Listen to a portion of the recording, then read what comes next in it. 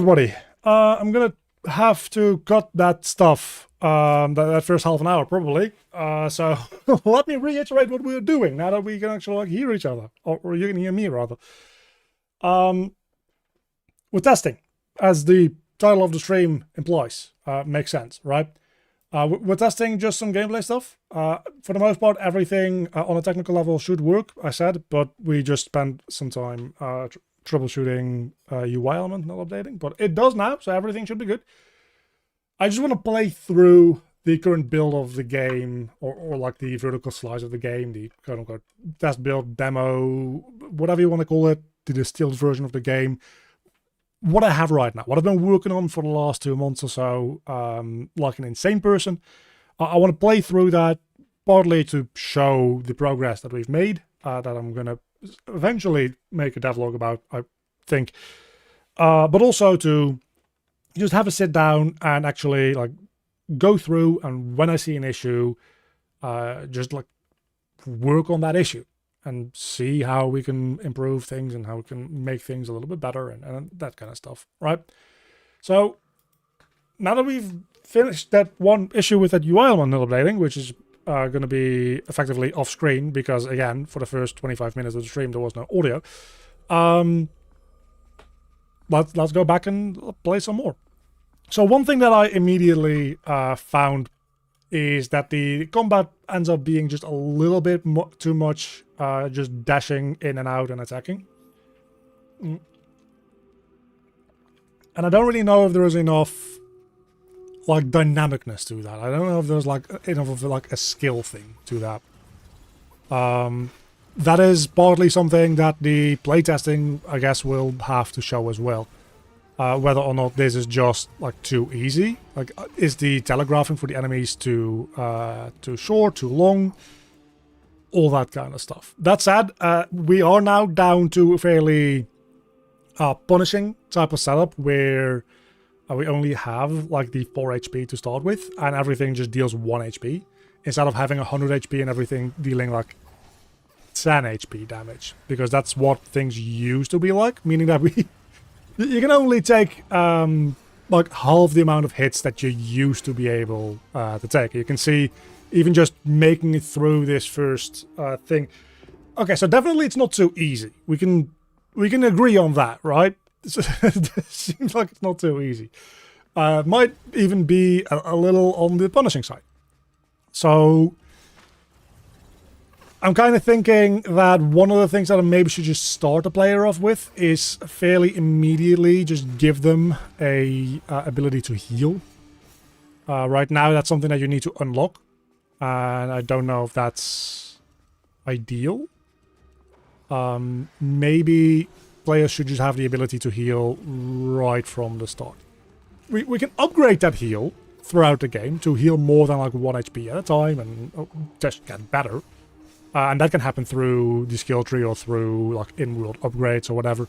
But I think starting the player out with no healing at all is probably not great. I would dare say. So that's so far the most important thing that I figured out. Is I think with the more punishing HP situation, healing becomes a necessity, like immediately.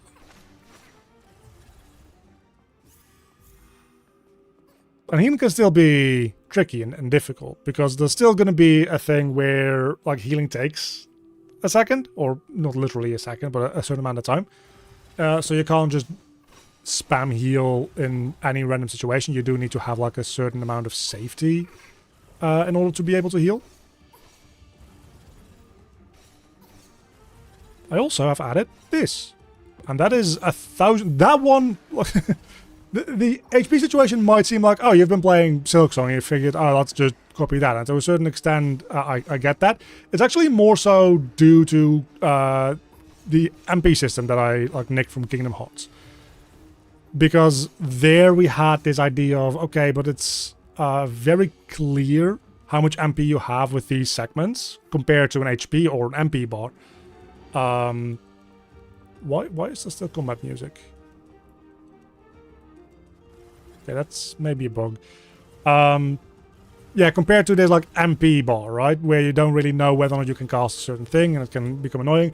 I actually figure, you know, the same thing probably goes for just HP. If I can manage it, most of the things in the game deal like 10 or 15 HP damage anyway, so why not just make everything deal 1 HP of damage and just get rid of those decimals, effectively. So we just have singular HPs that you can like lose or gain. Kind of seems like it makes a bit more sense. So yeah, this might... I have some hiccups going on. It's not a great timing. This might prove to be a little bit much, having 3 of these guys at once in a small enclosed area, but so far actually it seems to be going fairly well, so I don't know. Maybe it's... yeah, that seems way easier than I thought it was going to be. Oh, but it's supposed to spawn 4 of... ooh.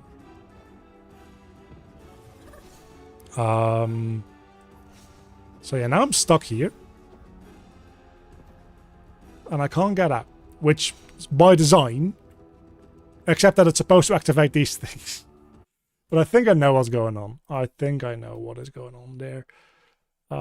Anyway, it's been a while since I did stream last week, but before that it's been a while.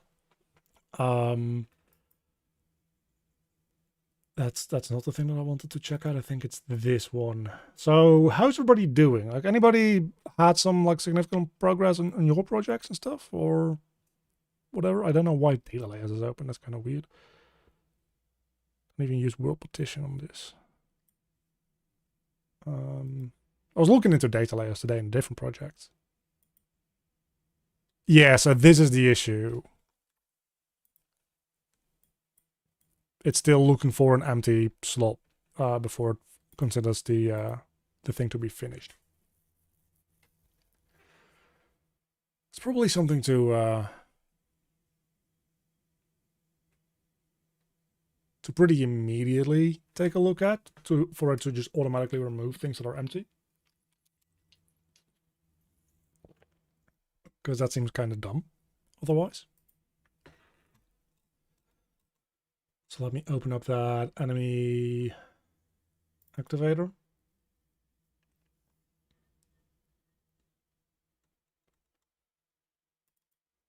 I assume this has a begin play, yeah. Yeah, so we can just like for loop over this for... what the hell is this struct type? F enemy group, F enemy group.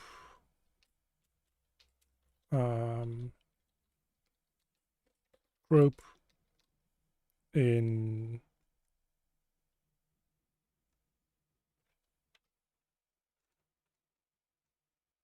there's something here. Enemies.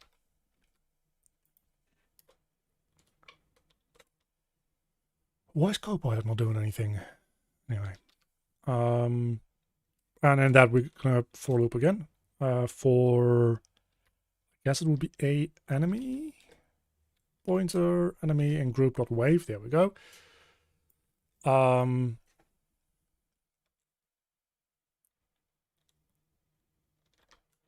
If not enemy, then I guess we... how is it gonna deal? It's a fantastic question. How does it deal with removing an element from an array that you're currently looping over? I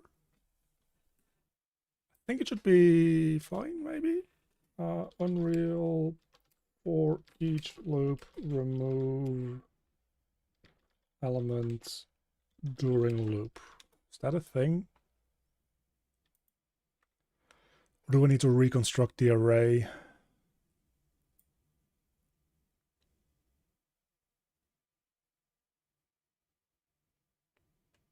I need to loop through in reverse order.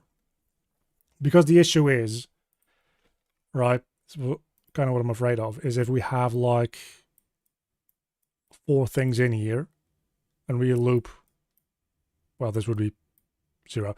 And this one is empty, we remove it, then this one moves up. Everything moves up, but this one becomes like index 1, 2, whatever. But then we move on to index number 2. So this one actually never gets checked because it gets moved up. That's what I think would happen.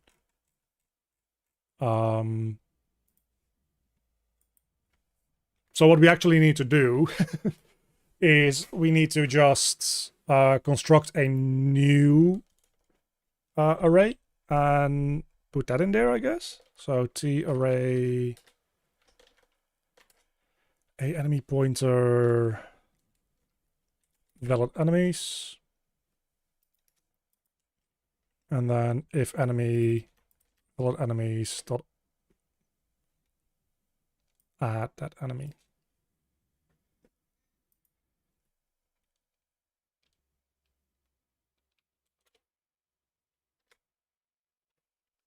So this will get rid of any empty spots on begin play automatically. Is the ID. Anyway, I don't know if this is gonna work. I'm not gonna recompile just for that now. I'm not gonna even do live coding for that now. I'm just gonna trust that it'll work and move on with my life. So I guess we start from 0 again, just new game. However, I do want to set my chat here to a live chat instead of top chat. Again, I don't think it actually matters that much, but do want to be thorough, making sure that I don't miss anybody saying anything. Now that you guys can hear me, I'm going to keep bitching about that. You believe me. I do kind of think that the dash sound that I have, while I like super liked it initially, playing through the game more and the amount that, like, number one, I just dash because I'm a gamer and I can't just walk anywhere. But also within combat, I think the dash sound needs to be significantly like reduced in what it sounds like. I don't really know in what way it needs to be reduced, to be honest. I just kind of feel like it's a bit too grating in the end, after all. So that's something to maybe look at in the future.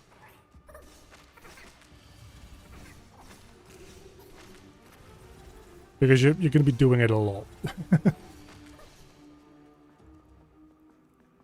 Okay, let's try again without dying this time, if at all possible. There is a thing there with the golem still shooting.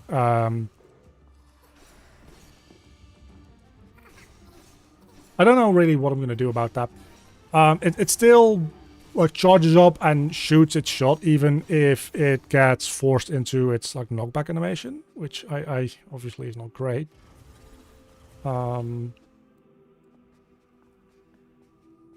So there's a question as to how I'm going to fix that.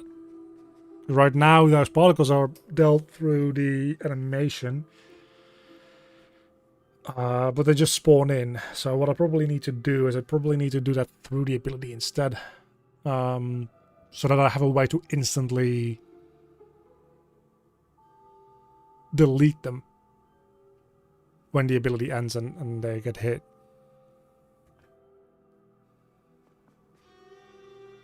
I think that's probably the way to do it. Sup, remember me? How are you? Yeah. I remember people who used to hang out in chat when I did like stream 2 months ago, before I took an extended break from streaming. I'm back, and I remember the people. I'm happy to be back. Look, this is kind of it's annoying. I don't think this is a great game design, but right now, I know what's coming up. I know I'm going to die. So I need to go back, which is backtracking in and of itself is, oh, that's also not good. When I pick up the experience, it should not respawn the experience when I come back as well. Okay, that's definitely a bug that needs fixing. And since we're going back to a save point anyway, we, I guess, might as well just save that or fix that bug right away, maybe. I'm gonna just be unlocking some more HP. Well, defense doesn't really do anything anymore with our current system either. Yeah, so the skill tree is going to need to have significant reworks done to it, because a lot of the stuff here, it needs to have less HP ups for one. And defense doesn't make any sense anymore because everything is now just doing like static damage. So maybe the singular things of HP don't make that much sense to do. I don't know. But I'm going to be working toward getting that healing spell, because finished making the game I was making for Halloween. Sent you early access to it. Oh, I'm going to try to check that out. That's neat. So I have 1 HP more now. I'm just going to skip over these enemies. So that should be enough for me to make through everything that's coming up.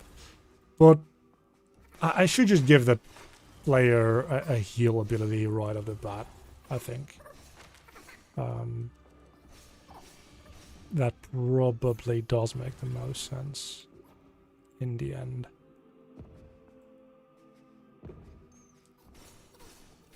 Send it to your email. Okay, I haven't checked that. Like, when did you do that?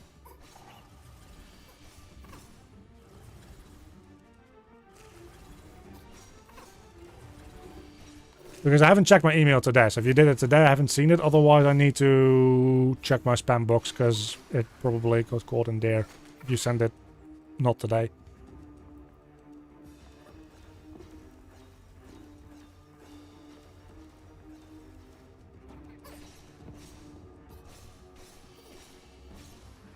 Today. Okay, so yeah, I probably just haven't seen it yet. I'll probably see it tomorrow then. I've been working on some videos all day and stuff, so I haven't really checked my mailbox too much. Okay, let's see if it actually does anything now.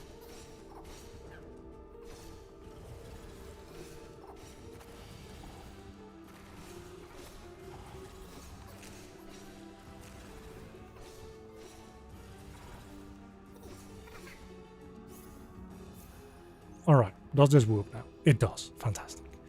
So actually, I got through that without too much trouble. I was expecting a lot more issues with that. That said, I'm also progressing through this skill tree too quickly now, so the scaling of this needs to be significantly changed up. But I'm gonna try to like check my email and see about that game you made. Sounds fun.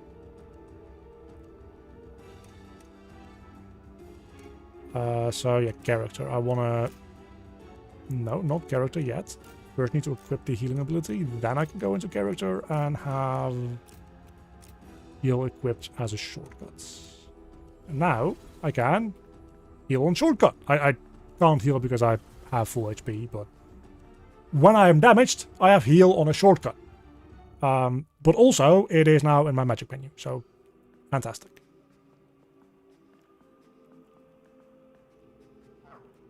Well, now I'm damaged. Didn't even do that on purpose. So I can heal.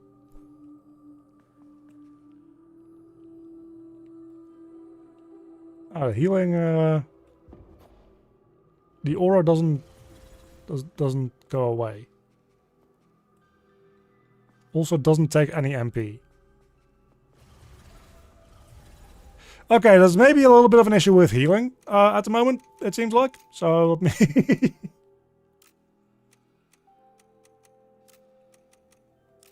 Oh yeah, that doesn't work, because that's not in the list.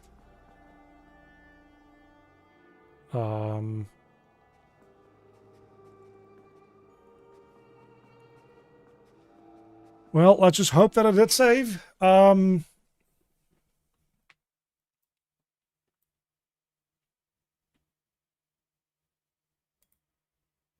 I assume that this is the heal ability. No.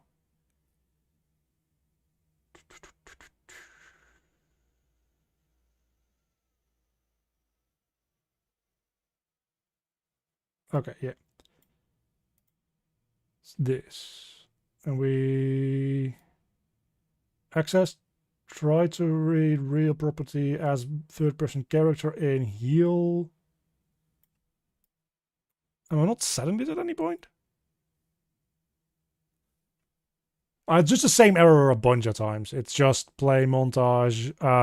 It's trying to like play a montage on something that's already been destroyed. I just need to put in a validated cat there. It's not a big deal.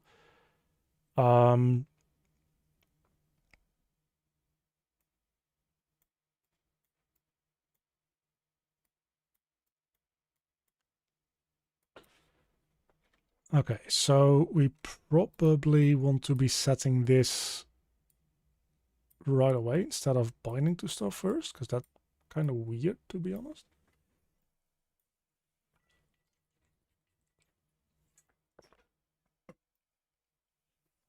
Then we disable input, we spawn the aura, we delay for about half a second, then we're supposed to deactivate the aura.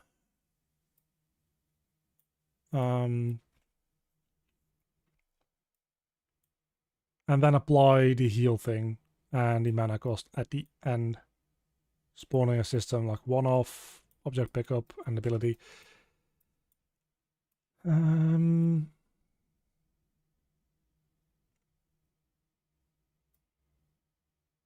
Yeah, something just seemed to have lagged out a little there, maybe.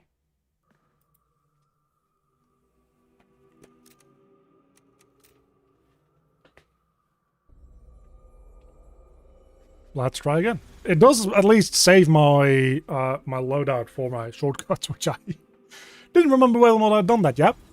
At least we have a good place to like damage ourselves real easy, and then yeah. So that just does what it needs to do. It doesn't seem to be taking any MP though, which is not ideal. Supposed to. So let's take a look at why that might be happening. Mana costs. Oh, this might be...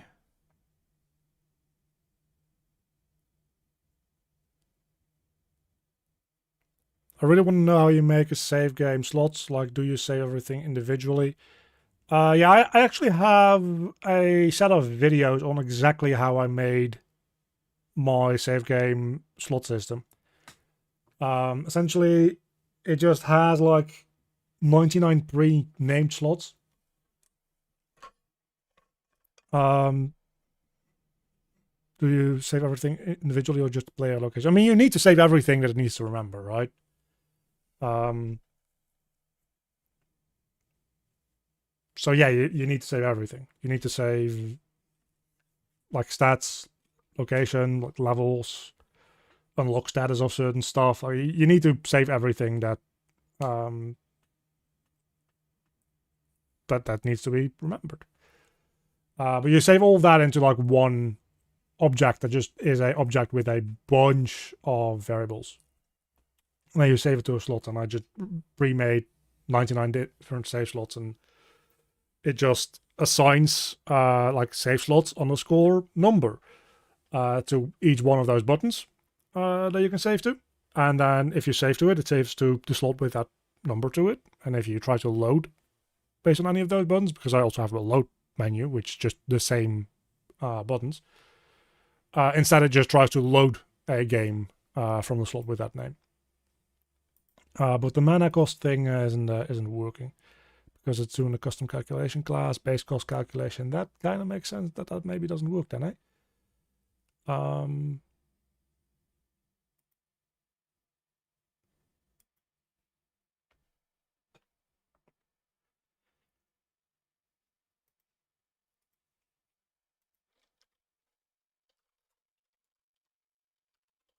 I guess we make a gameplay effect for subtract mana instead. But yeah, you can check out the video that I made like this week on save games, and I have a couple of other videos on save games as well.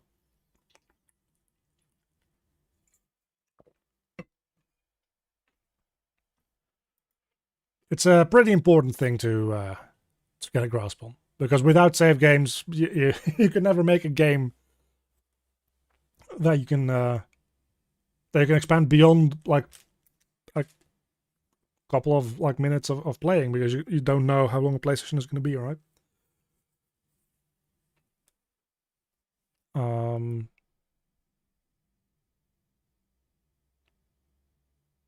Share a curve table, linear.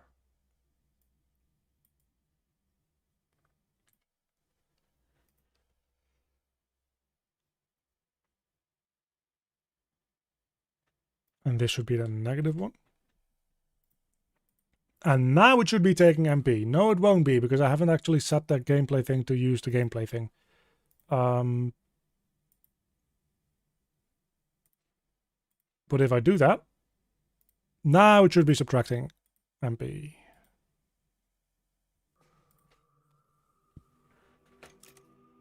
So yeah, this just it just has a bunch of save slots that it makes in a for loop, and it just uses like the default slot name that I gave it, which I think is just save slot, and then appends to it a number, and then in my save game, every one of those buttons get bound to saving to a slot with that name, and the same list is generated for the load game menu, which we are in right now. But it's just when the button is clicked, it's bound to a function that will like load the name slot.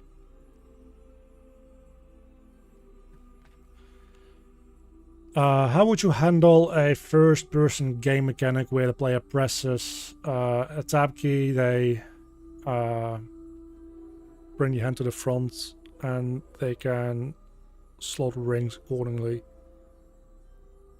Sorry for the long paragraph. I mean, that's not that long a paragraph. That's I don't like fully get what the mechanic would be, but you can just like that's an animation blueprint thing mostly. If you press a certain key, it would just instigate an event that plays an animation, maybe an animation montage, maybe it like changes a bool somewhere that plays an animation and then like goes into a loop. It's probably an animation montage, to be honest. Of you raising your hand up to the camera, and then like the rings, I don't really get what's going on with those. But I assume you have like an inventory of rings or something, and you can equip those on any given finger. So you'd add that inventory to the screen as well. And then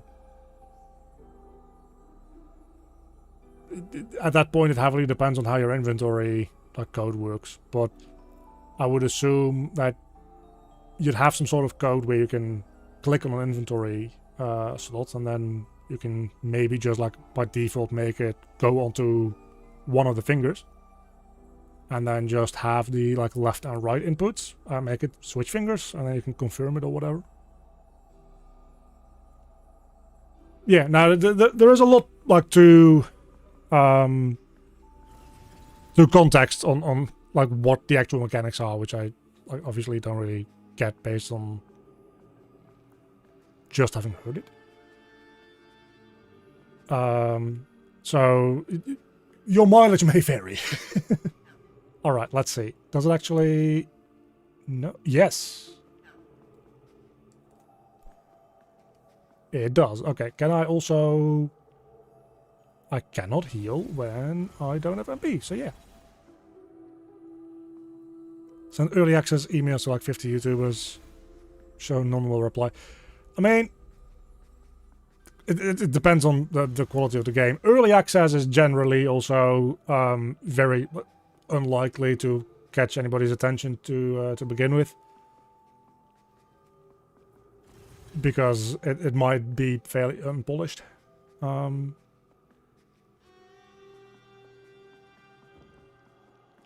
But also 50 YouTubers isn't that much, all things considered, because yeah, the vast majority of them are probably like not gonna really look at it.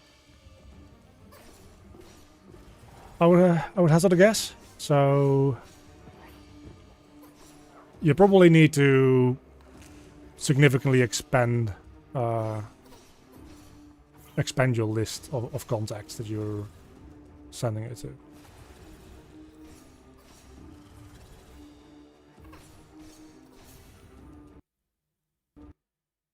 Whoops, something crashed. No, I sent early access of the final build of the game. Oh, yeah, no, okay, so that makes a bunch more sense. Still, 50 isn't that much. 50 is... If you send it to 50 people, if you want one of them to play it, you have assumed a ratio or a percentage of response of 2%. Which is likely much higher than you can hope for. You're probably going to be looking more in the range of like 0.5% to like 0.1%. So like 1 in 500 to 1 in 1,000. Depending obviously on the game. Like if it is a like super hidden masterpiece that that really captures these people, obviously it's going to be a bit higher. But for the most part, like even getting to a percent, like a full percentage, is difficult. You should assume that less than 1% is going to like interact with your stuff.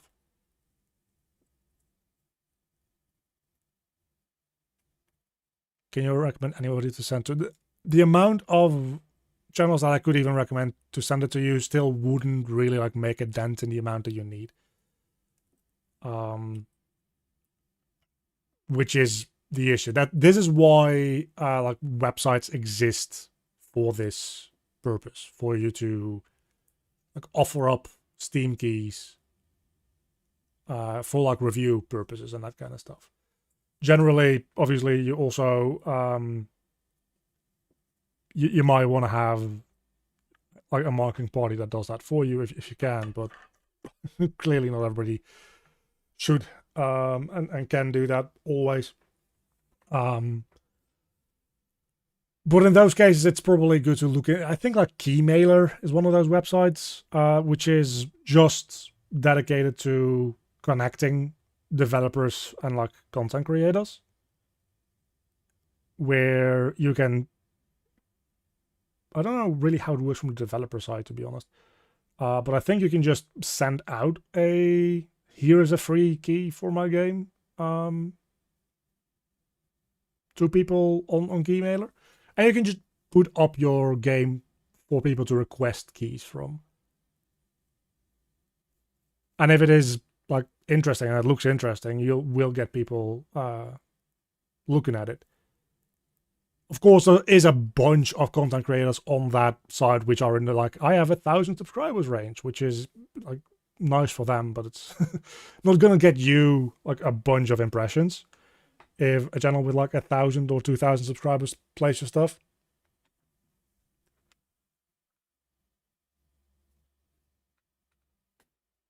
It being free does help. But from a people seeing it on Steam and trying it perspective, not from the content creator perspective, like it being free doesn't necessarily make it more likely that content creators will play it, because you'll be giving them free keys anyway. To them, that doesn't really make a difference for the most part.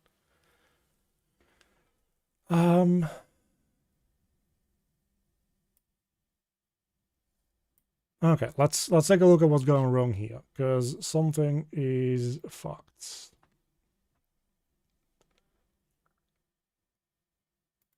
If game mode for enemy in current wave, add unique enemy. That seems reasonable.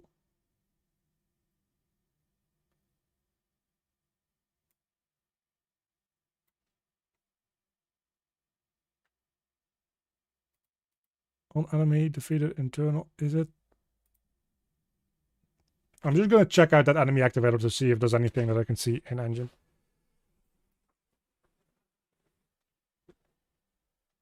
I just clicked on the live stream and all I can say is that you were not lying in the title. Yeah, Stuff breaks when you're testing.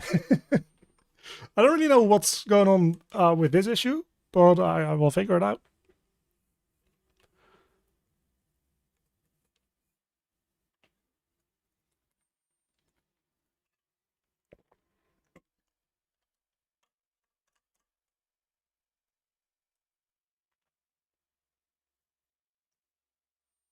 It's taking a while to build. Oh, it's not going to build because it's technically still. Yeah, no, that makes sense.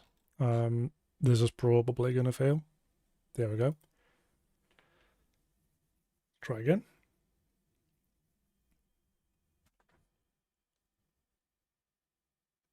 It's also likely going to.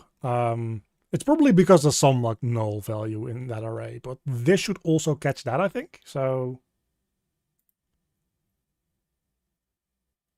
well, this should probably check whether or not the array has anything in it before adding it to. Yeah, that's a good point. Yeah, probably should do that, eh? If our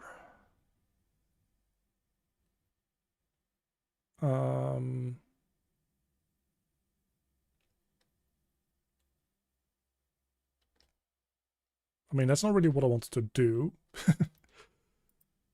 What I wanted to do is if the number is greater than 0,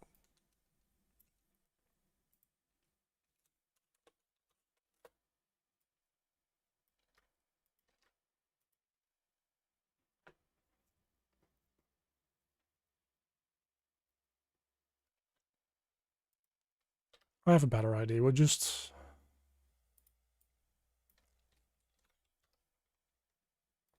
This is all just protection against null values, which I might better deal with otherwise.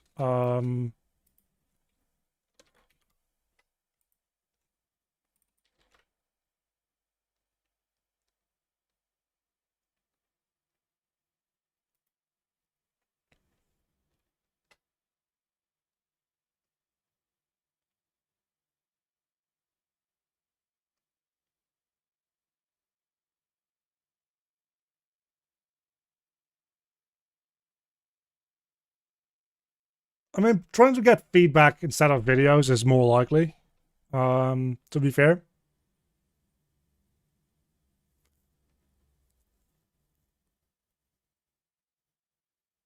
So you might have better luck there. Still, depending on who you contact, they might end up in very full mailboxes and being overlooked still. So in that regard, you're probably like decently off with game dev YouTubers if that's what you're looking for feedback from. Because as a niche as a whole, there's very few channels that are at the size where there's so many emails coming in that you're going to get drowned out. And it's also just like not a niche where like people send you a bunch of stuff, right? If you're contacting like actual like gaming content creators, which are like just like gaming entertainment, number one, that's a niche where the content creators that you're going to be contacting likely just have much more reach and much like bigger audiences, so much more full inboxes. But they're also a niche where you can expect them to be sent a lot of like early access keys and stuff. So you're going to get drowned out. If you're just looking for feedback and you're looking like in the game dev YouTuber space, you'll probably be surprised as to how much response you'll actually get. Yeah.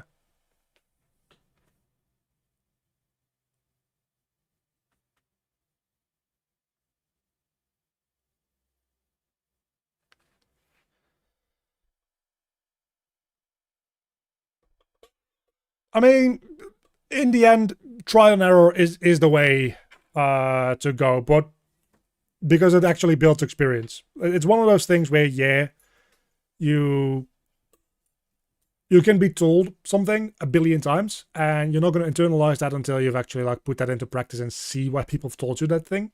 Like the whole thing about don't try to build like a massive fucking MMORPG World of Warcraft replacement as your first game.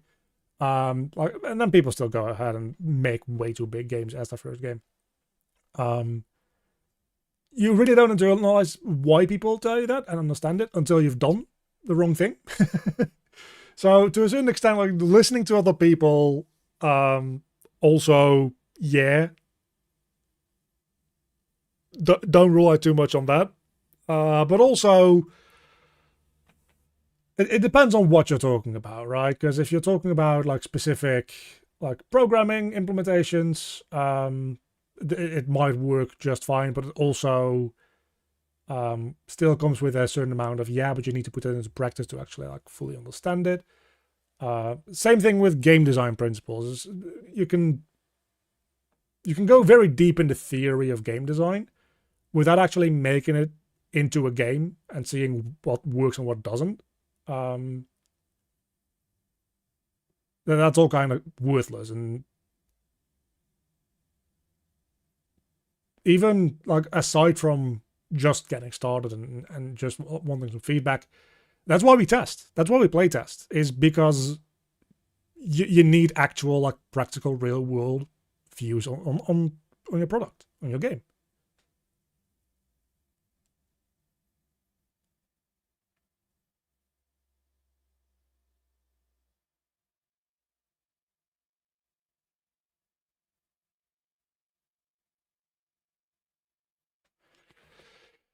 But I'm rambling again. So we have this final enemies thing where we group.wave. Um,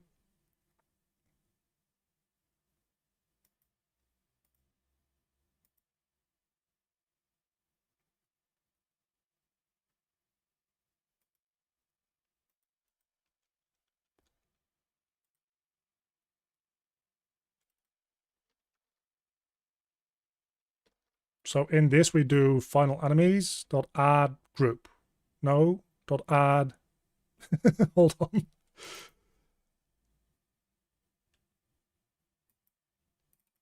I get what we're doing wrong. New group, and instead of this valid enemies thing, what we do is new group dot wave dot add. And if that is then greater than 0, we do final enemies at new group. I think. So what this does, I think, is just strip out everything that is a null value, which is probably good to do. If I'm making projectiles between sphere, box, and capsule, I'm trying to decide what would best suited for projectile shapes. Generally, I would say spheres, probably, but probably not capsules. I can fairly safely say capsules probably will only cause you headaches. But it kind of depends. If you have like very long shapes, a capsule might make sense initially. Capsules are really mostly meant for character collision, but you can use them for that as well if you want to. But if you have like very long shapes, like an arrow, that you want the hitbox to be the entire arrow and not just the head, you might be looking into like a box. If you have more like simple, like fireball type projectiles mostly, doing a sphere is probably the best. And in general, you probably want the hitbox to be smaller than the visualization anyway. Now that I'm talking more about it, I'm talking myself more and more into a box instead of a sphere because it has more. It has more in terms of like options for different like ratios. A sphere is just always going to be the same radius in all directions, where a box you can make like squat or like very tall or like whatever. So yeah, now that I'm talking through it a little bit more, I probably would go with a box. I'm personally using spheres, but that's most my projectiles are like fairly straightforward and just like a particle system. Like many different versions of what is effectively a fireball. But I also have like one specific projectile that does use a box, I think. And I think I just added a box on top of the sphere for it, now that I think about it. So yeah.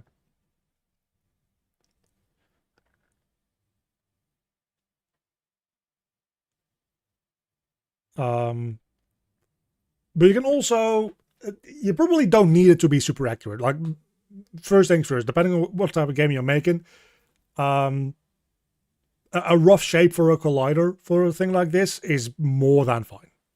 It's probably preferable to a super accurate looking collider to begin with, because you want the collider usually to be smaller than the visualization.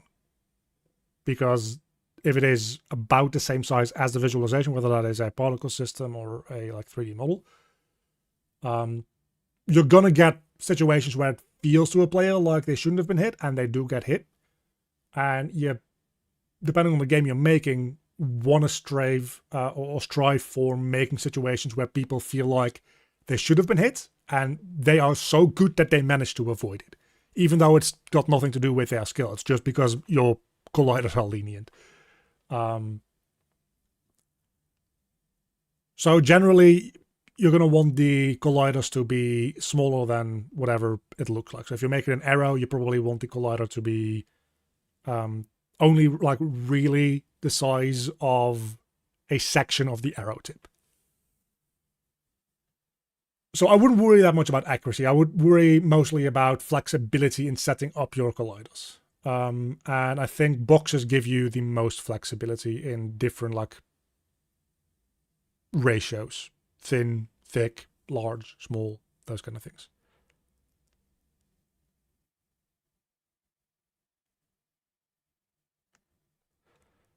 Finally had a little bit more time to learn C++, but I'm still starting to understand a lot more, and I stumble upon the issue where I have to recompile in editor. Yeah, now it gets better, because as you get more comfortable with the programming language, you're going to like write out more code before recompiling. But if after every couple of lines you recompile, it gets really annoying. And there's certain things like working with Slate, right? I just want to ramble a little bit about that, because I had somebody ask me about Slate in the comments of a video, and I tried to explain as to like why I think Slate fucking is a nightmare. I did something stupid, and I decided I wanted to make, in my pause menus here, abilities, skill tree, I made this, a skill tree editor. And this was much more of a nightmare than you might think it is. Making a custom node editor graph is actually like not that big a deal. It's needlessly complicated in some ways, but it's fine. The issue came in where I wanted these nodes that would have pins on 4 different sides, and those pins need to be like bi-directional, right? They need to be able to like connect in either or direction. Blueprint doesn't have support for bi-directional pins, so what this is a visualization which just hides 2 pins under it and automatically connects the input to the output or the output to the input, depending on which direction. Like, it's a mess. So these are custom Slate nodes. Slate is a pain in the ass, because what you're doing is you're making something visual, and you need to recompile your C++ code every time you want to change something. And it also doesn't read particularly nicely. If we go into my skill tree editor, I think somewhere in here I will recognize it immediately. Yeah, so this is the Slate code, right? It's not too bad, but it also I don't like the way that it reads necessarily. It's just very bulky, and every time you want to change anything about this, like change the padding on fucking, well, the padding of this box as to how it would be aligned. Changing that would require me to change this number, recompile the entire whole. Where is my stuff? Hello? Where's my stuff? Maximize.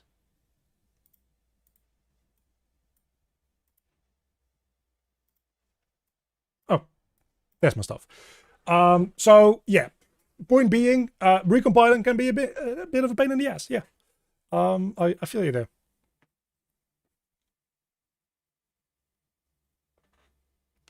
I have a door that has a lerp to open smoothly, but if I don't compile when I re-entering the project, it directly opens without animation, neither sound effect. I mean, that sounds like something that you probably should be doing in Blueprint anyway, to be honest, but it also is kind of weird that after having compiled it once, it still does weird stuff if you reopen the project. That seems kind of weird.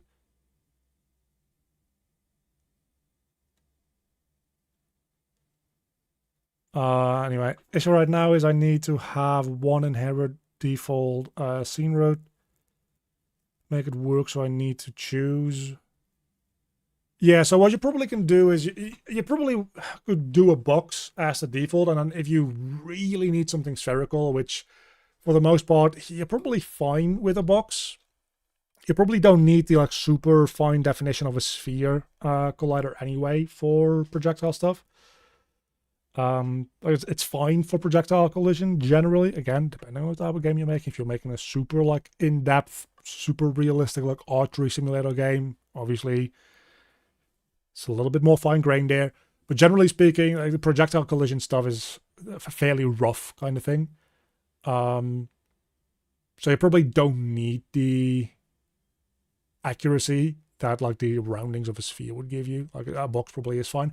And if you really do need that for something, you can always add a sphere component to that specific projectile class as well. Because unless you're specifically checking for a specific component overlap, in which case that might not work that well. But if you're just checking for actor overlap, any collider overlap should work, I think, there. But I'll probably go with a box. Slate is a nightmare. Do you have any good primers for that? ChatGPT. That's how I figured it all out. Yeah, no, just ChatGPTing is the best that I found. I found a couple of videos on it, but I found just playing around with it and getting ChatGPT to just like help me out with setting up the initial stuff. And then obviously with ChatGPT, always important to go through and number one, proofread whether or not what it generated was total bullshit, because it very often is. But also to then go through and try to like understand what's going on here, right? Because this is like a Slate thing where we start by making an overlay. This is what's happening here is the exact same thing that would happen in a widget blueprint. We make an overlay. That overlay, we add a slot. That slot is a box. In that box, we add a new thing. That thing is a border. In that border, we add a new thing. That thing is a vertical box. In that vertical box, we add a new thing. That thing is an image. And then within that vertical box, we also add in a text and a text again. So this is just written out what you also do in the widget designer. But if there is any reason that you need to do this, it's if you're making editor tools. If there's any other way that you can do what you want to do just in widgets, like widget blueprints with the designer, yeah, this technically is more performant because it's native C++ code. It doesn't likely actually matter that much. I cannot recommend you dive too deep into this if you have other options.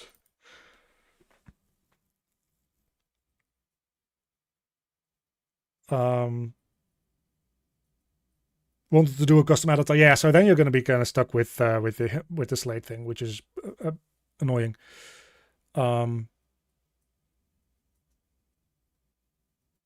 This is way overkill. By the way, this is stupid that I made this. But I did, so here we are.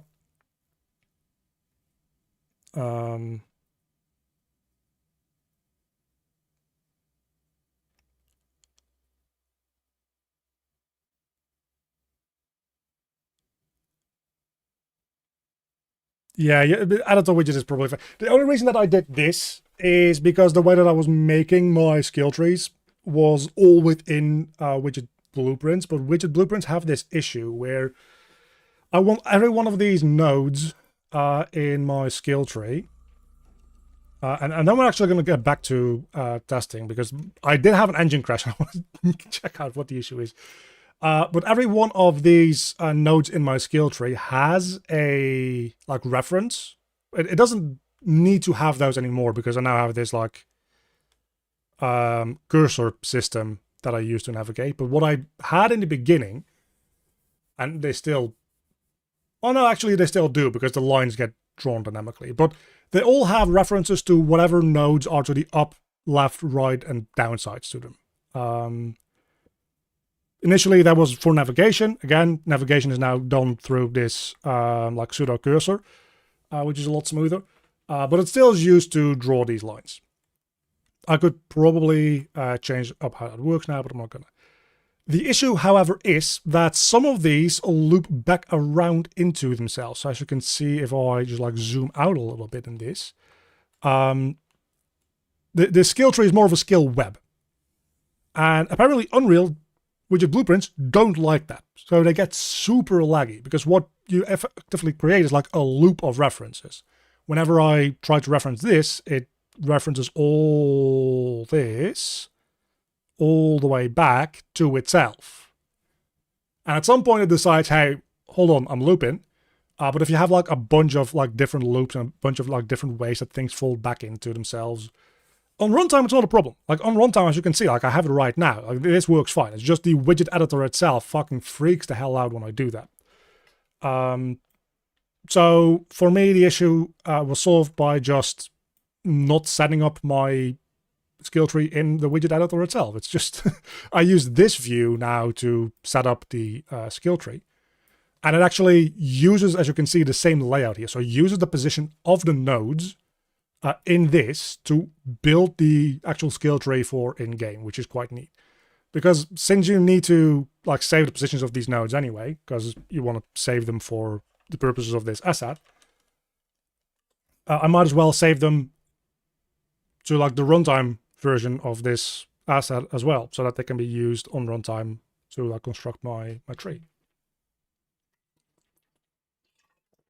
So that was quite a nice nice little side quest that I did. That took me like 3 days.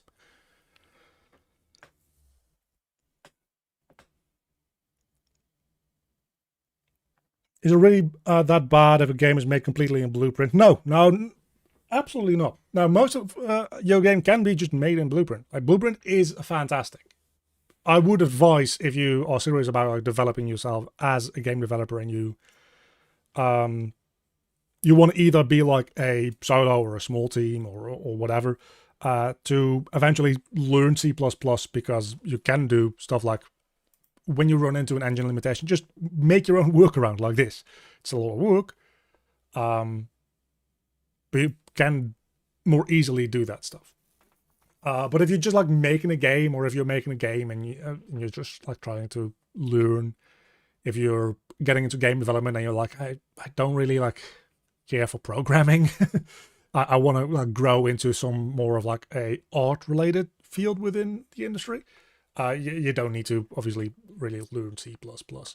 If you like programming and you figure that you're going to be either you're going to be working alone or in very small teams where people like share a lot of stuff, and you don't work in a team where somebody else is going to take like the hats of like lead programmer, it's good to be able to like learn C++ at some point, but it's by no means required to make a game. I don't know that that's the case anymore these days, but at some point in the past, at least, the whole idea behind the way that they developed the engine was that they tried to effectively make Fortnite, I believe, more or less Blueprint only. So that Blueprint is an actual, like, almost full-fledged programming language, because they themselves in-house made themselves use it.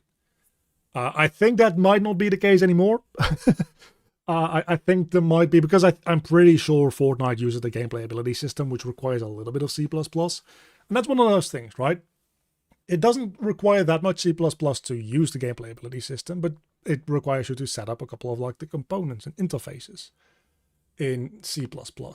And after that, the entire system is made for you to script out abilities in Blueprint. Like that's the whole idea, is that you can script out linear abilities or non-linear abilities in Blueprint, but it requires a little bit of C++ to get started with. So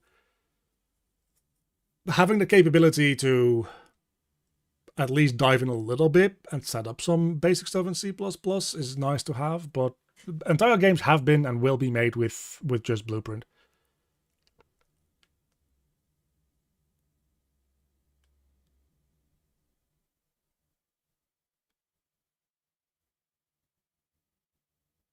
Become a game designer because those can't be replaced by AI. Evidently, that seems to be the case, yeah. Okay, so I'm actually gonna jump back into the persistent world and see why I crashed before. Because I'm just sitting here rambling, which is, again, part of the reason that I live stream. That's why I like doing these things. But I'm very easily distracted.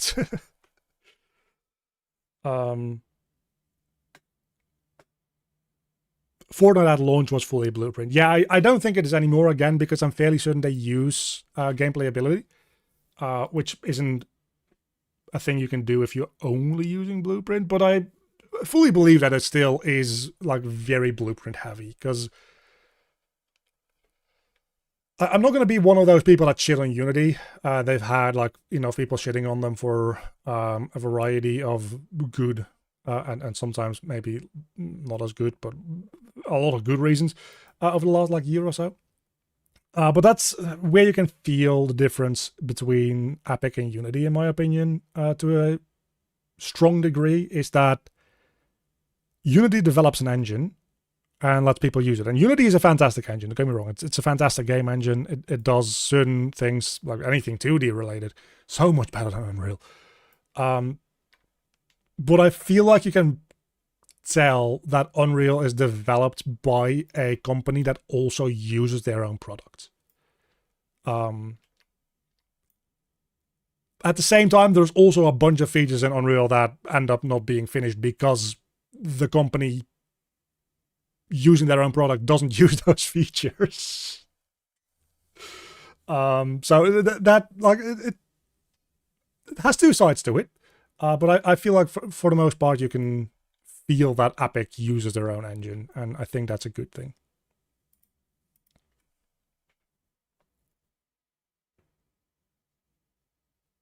Yeah, there's also Verse, which I don't still know what to think about, because that kind of seems like they have Blueprint, they have a good thing going there, where I don't know what the target like audience is for Verse, personally. I haven't looked that deep into it, but why wouldn't they just make Unreal Editor for Fortnite lean much more into the Blueprint thing?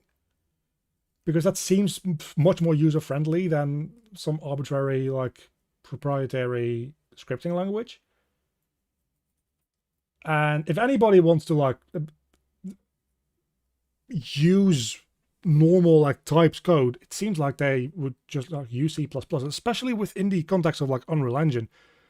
C++ isn't that scary, because like, you don't need to worry about like garbage collection and that kind of stuff, because Unreal just adds a garbage collector for you. Like the way that I generally describe it is C++ is scary. C++ within Unreal is just C#, but spicy. So I don't know what Verse is for. In the context of Unreal Engine itself, I don't really use Unreal Editor for Fortnite, so there might be a real good reason for it to exist there. But I believe the idea is to make it come over to Unreal proper at some point, and I don't know who it is for.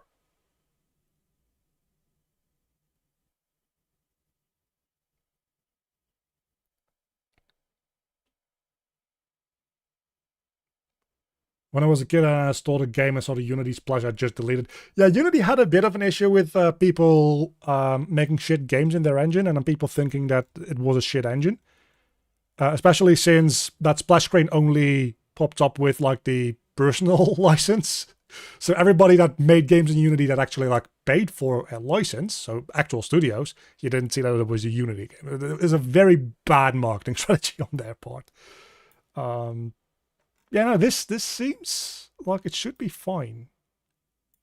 So I'm just going to try to load the game again and see what happens. Because that doesn't seem like it should be crashing.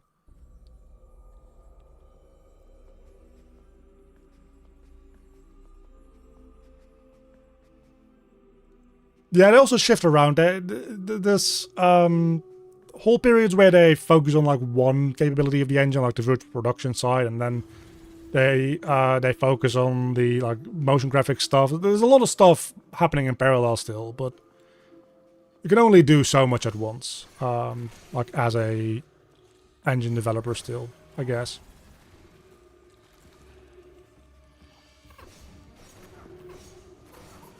How about I don't die in my own game? Sounds like a plan.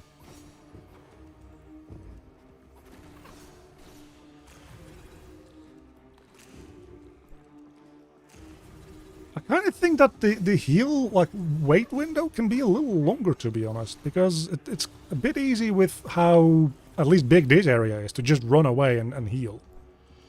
It's also not using MP anymore, so apparently I didn't save that change. I will get around to doing that in a moment. Yeah, it crashes again. What the fuck?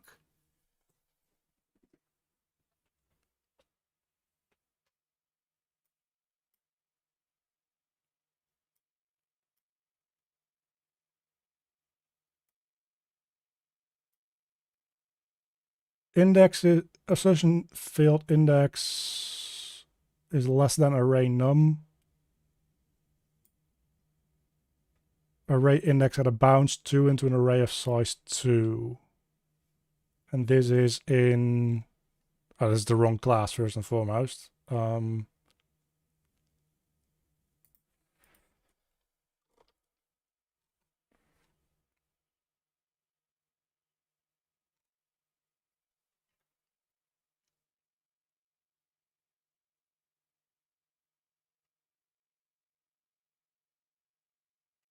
I feel like Unreal C++ is easier to read and write in JavaScript.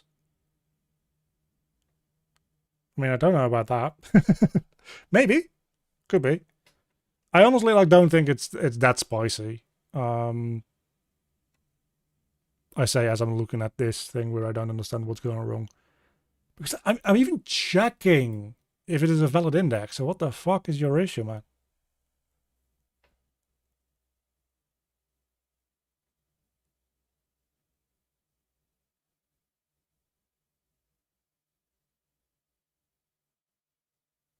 On the other side, people put the Unreal logo themselves even. There was a period where Unreal, like, actually didn't allow you to put the logo in your splash screen unless you had, like, explicit permission, I believe.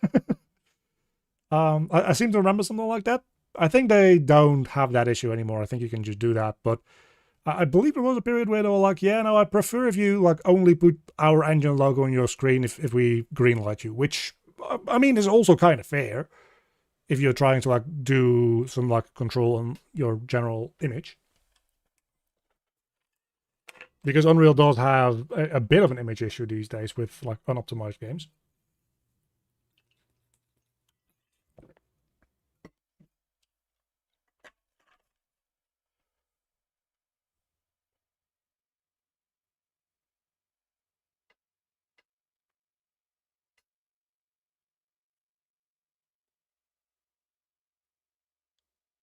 Right now I'm at a crossroads where I'm tempted to jump over the data sets primarily because last night I experienced a bug where an animation failed to load from a data table.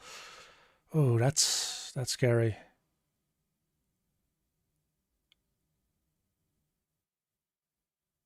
But that also seems like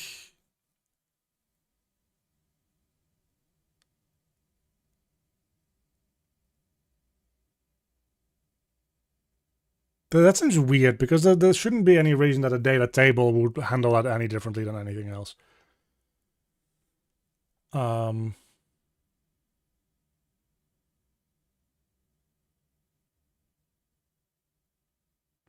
So I don't know what your code is like, obviously. If it's a soft reference, maybe you try to play it before it finished loading. If it's a hard reference, That seems like there might be some other edge case that's overriding your animation in your animation blueprint that's unrelated to the data table, because the data table itself is unlikely to be any cause there, I would imagine.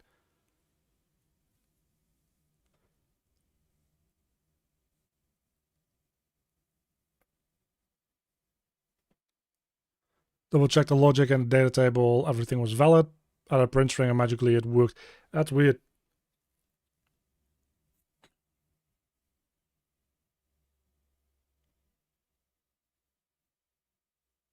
Sometimes when playing in editor, assets aren't properly loaded until they're first called. The issue that we had earlier in the stream today, I don't know if it was before my microphone started working or not, but where the aura from my healing ability didn't like disappear. There was an issue there because it was the first time that it was calling that asset, and that means that it was stalling a little bit, and it was getting spawned in after it was supposed to be getting destroyed, so it stuck around. But that's because it wasn't loaded in yet, because it hadn't been like called yet. So, like within the editor, that is a thing that happens sometimes. That's why it's important to also test these things in a like standalone like packaged build of the game, because there it should already have those things in memory loaded before you first use them. The editor does some weird stuff with that sometimes.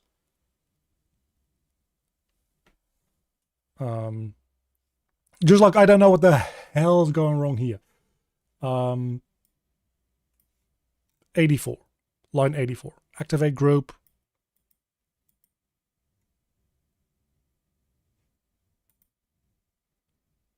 It's not looping.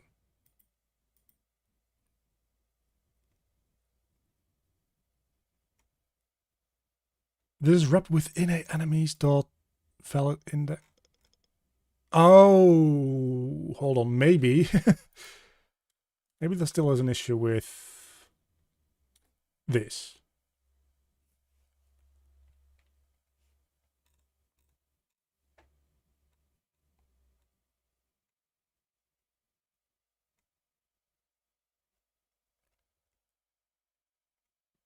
Because this should be updated the current wave and then check if the current wave is still valid. And if the current wave is not still valid, it should just do on all waves finish broadcasting. But I also feel like there's a second wave that just isn't getting triggered to begin with. So something is going like kind of weird there.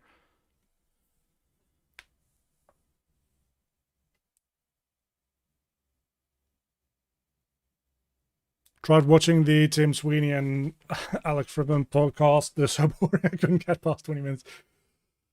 I mean, it's one of those things where these aren't people that are like necessarily people, right?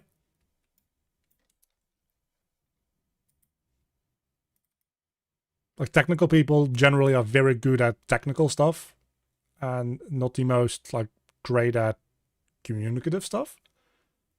And you have a couple of examples sometimes, like Steve Jobs was a fantastic example of that. Not to glaze Apple, because Apple is a terrible company, as a lot of large companies are.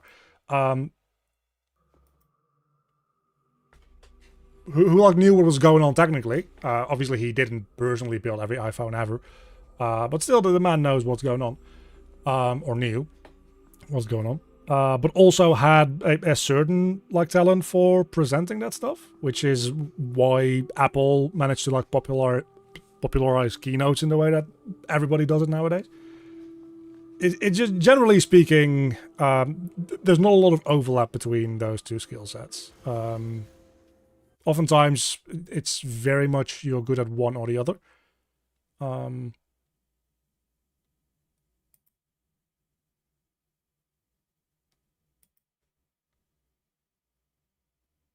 obviously, they are both like skills that aren't necessarily related. Like you can be good at both. Okay, so we have the zombie ghost stuff, and then we here have zombie, spirit, zombie, basic reaper. So it just doesn't even get to this, does it? I'm going to generate a new ID for you. Gave Newell to. That's another one of those examples where the man's like a technical legend, but also like doesn't put his foot in his mouth when he's speaking publicly. And also, like, all these people are also very talented at marketing, which is very closely related to like being a people person, I guess. But it's a separate skill as well.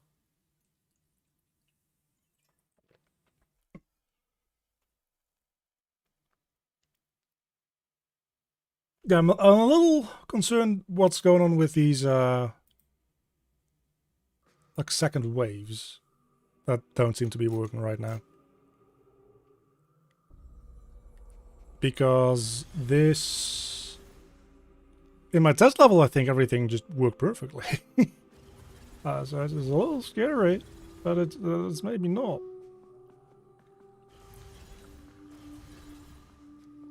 Because when I walk in here, it does ghost, zombie, zombie, lantern.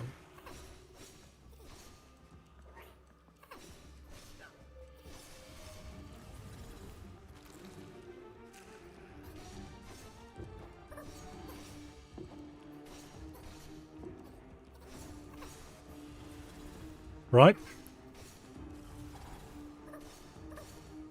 But when this thing dies, it's going to crash the game. When it tries to move on to... Why?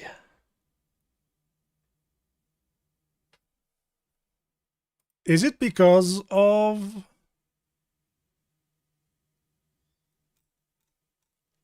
Is it because of this? I mean, that's what I added today. But I think it also crashed before I compiled this into like the live code, right? So I don't think it'll be related to that.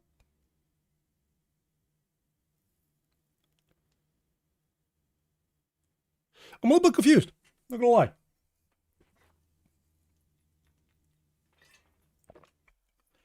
So before going into the actual gameplay level, I'm going to try to figure this out within this test level. I'll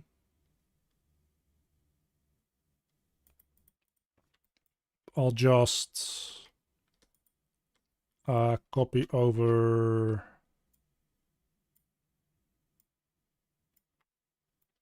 like two of these. Guess delete this one. And see if this...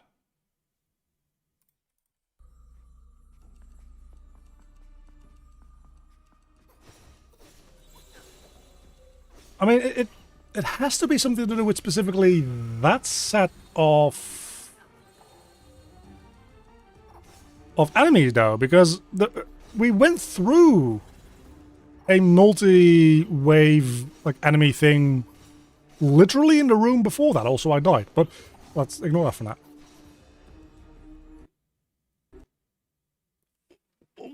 What the fuck? Why? Array index at a bound 2 into a size of 2.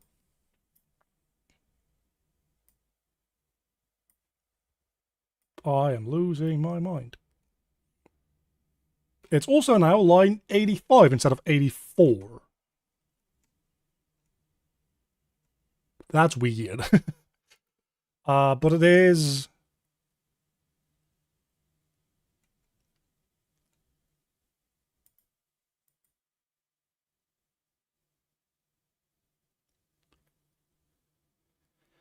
I mean, it has to be this.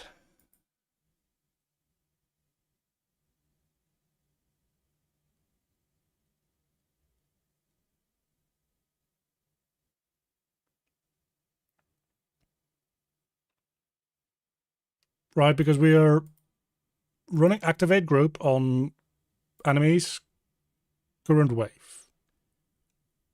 But it makes no sense because we're only doing this if enemies current wave is valid.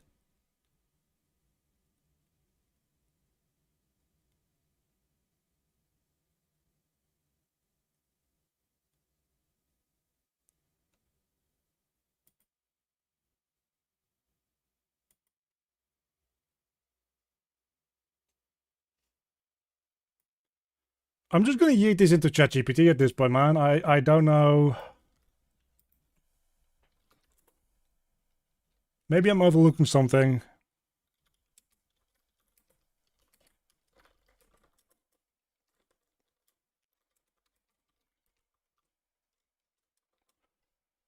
I'll just throw the whole fucking thing in and see what it says.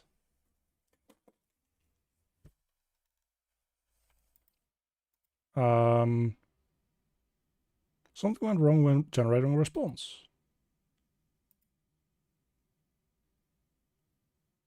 Generation must have conversation ID. What the fuck? OpenAI. I can always go to Google Gemini.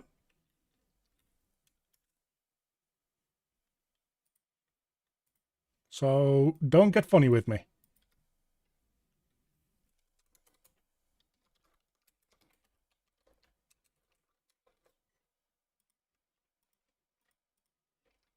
I have very little patience for your bullshit, OpenAI. So please give me an answer.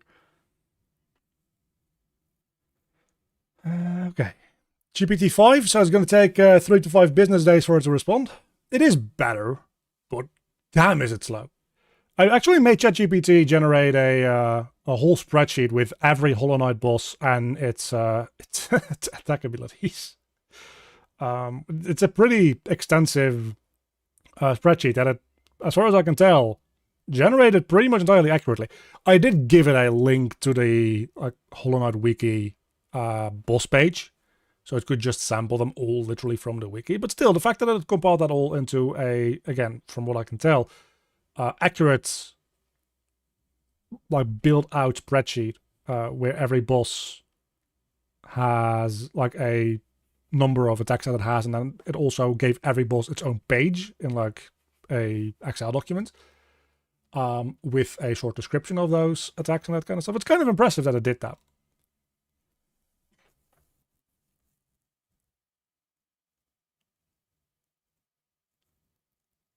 Is Gemini any better than ChatGPT? In my experience, it does better at commenting code that it generates. It is slightly less consistent in actually giving me like working answers and working code specifically for Unreal related code. But it seems like Unreal is going to start introducing its own LLM capabilities in Unreal 5.7, so maybe I won't need either of them soon. But yeah, Gemini does better with very detailed commenting in code that it generates, so I do find that. The only reason that I said I was going to go to Gemini is if ChatGPT just refuses to work. I need something. Anyway, the crash signature calls, we call a nested lambda whose capture of this was no longer valid and points at enemy activated. Oh, that might make sense. It might have destroyed itself and then called a thing. Yeah, okay. And it points at enemy activated inside activate group. In your snippet, there's 2 lambdas that capture this. The one that binds to the enemy defeat internal and one that you pass to create lambda. If you enemy activators get destroyed or even just ends play, while the delegate still exists, the engine can later evoke the lambda, dereference the still dangling this, boom. We have the issue.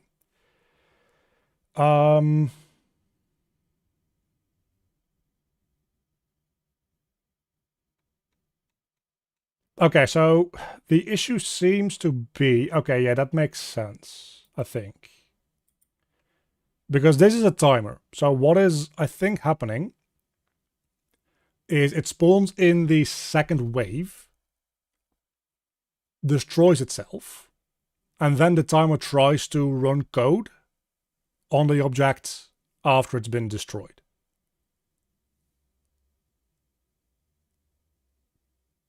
So yeah, that makes sense that doesn't work. But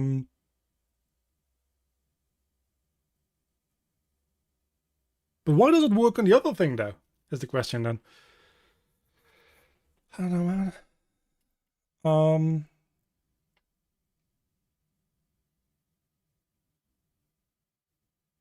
I thought Grok was best for Unreal. It might be. I've never really tried it. Have you explored offline AI assistants? Yeah, but the size of those models is just not big enough to run on a single GPU to the point where they can like consistently provide good information for like more complex questions. For things as simple as what Copilot is doing for me, which is effectively just fancy autofill, that's fine enough generally. But for more complex like dialogue questions, I find that most of the models that I can run locally just don't quite get there. As well as the fact that doing that alongside also wanting to have Unreal loaded means that I just don't have enough vMemory to run Unreal anymore. Because if I want to run like a 32 billion parameter like LLM model, I'm using like 16 to 20 gigabytes of vMemory, which means that Unreal doesn't like effectively get any vMemory anymore because I only have 24 gigs. And there's just like some overhead from Windows and stuff that uses a bit of vMem. So, and then you have a context window that grows. So I find that locally run stuff, if you have a like a home server and you can put in like one of those 40 or 80 gigabyte cards, I would love that, but I sadly don't have the money for that. New viewer here, when you manage to fix the issue, could you give a small overview of the project? I will. Yeah, I get distracted super easily.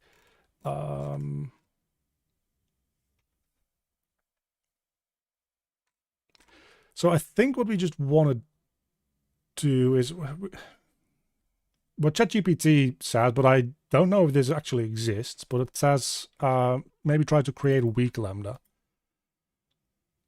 But that takes in different stuff, it seems. So that would be this. I don't understand what it's trying to do there. If is valid, if it's not valid, then return.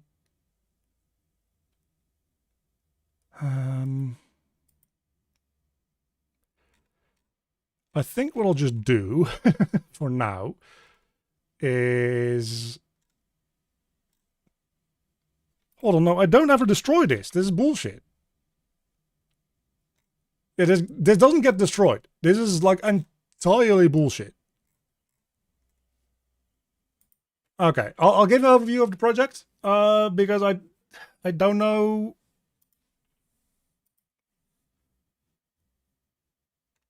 I don't think that thing's ever getting destroyed unless it specifically is destroying it in that. No, because the test also did that. Why the fuck does it do this shit? Okay, I'm really confused as to why it's doing this. Because we went through a thing with an enemy activator that didn't do this.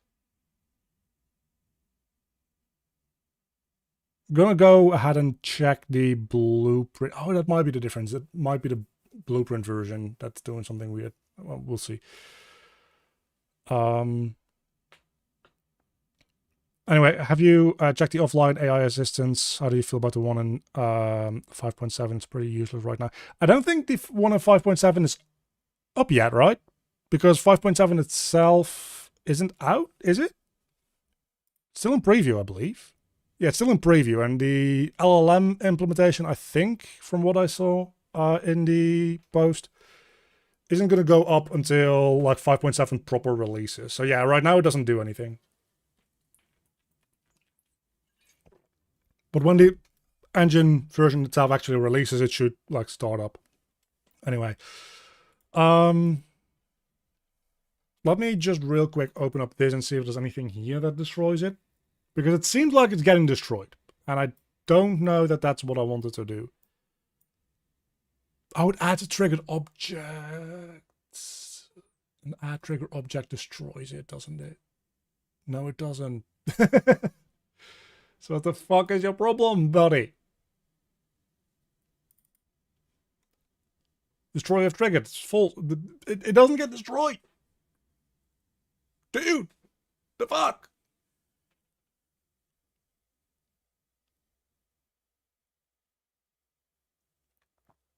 They're releasing stuff too fast, low-key, even if I benefit from it. I mean, I don't know about that. I mean, I see an argument for them releasing too many things and not finishing any of them. I also think that it's a little bit more complicated than that, because throwing out like an experimental or a beta feature is fairly quick. Making production ready takes time. So while that is happening, they can spend time on other stuff. But I don't think there's such a thing as too fast. Well, there is such a thing as too fast, but like too fast as in you start breaking stuff. That for the most part doesn't happen with Unreal. I don't think. Sometimes stuff is a little weird, but it's just they have a bunch of people working on this shit, which means that it develops faster than the users can keep up with, which could arguably be not ideal. Maybe. Okay, I'm just going to start from a new game real quick, because I want to see if that other thing also now crashes the engine or not. Because we have this, and it's also a good overview of the project if I haven't rambled on long enough for Bab Design to have left. But we have this like hack and slash Metroidvania RPG. Is the best combination of buzzwords to use, I think. Where the combat is fairly like hack and slashy, but in a fairly limited way. It used to be a little bit more hack and slashy, but I found that I just don't have the like effects and animation talents to really make that like come to life. So I scaled back a little bit on the like hack and slashy like big scale nature of it, to make it just a little bit more basic Souls-like-ish, where your basic combos are not that like built out and that don't like do super weird stuff, where they used to have like 6 different potential weapons, all with their own unique ability combos for the basic attacks, and then I still do have a certain amount of what's the word? Like contextual abilities in my combos, like the first and the last thing in a combo, and the combos are fairly short, are unlockable abilities that are context sensitive. So if you have a bunch of enemies around you, you might start a combo or end a combo with a slash around you. Whereas if you don't have a lot of enemies around you, but the closest enemy is decently far away from you, you might start with like a stabbing slash or stabbing dash attack to close the distance between you and the closest enemy. So there is a bit of like contextual combat there, and those are all unlockable abilities. You don't start with those, you need to get those. But the combat itself has been scaled down a bit from what it used to be.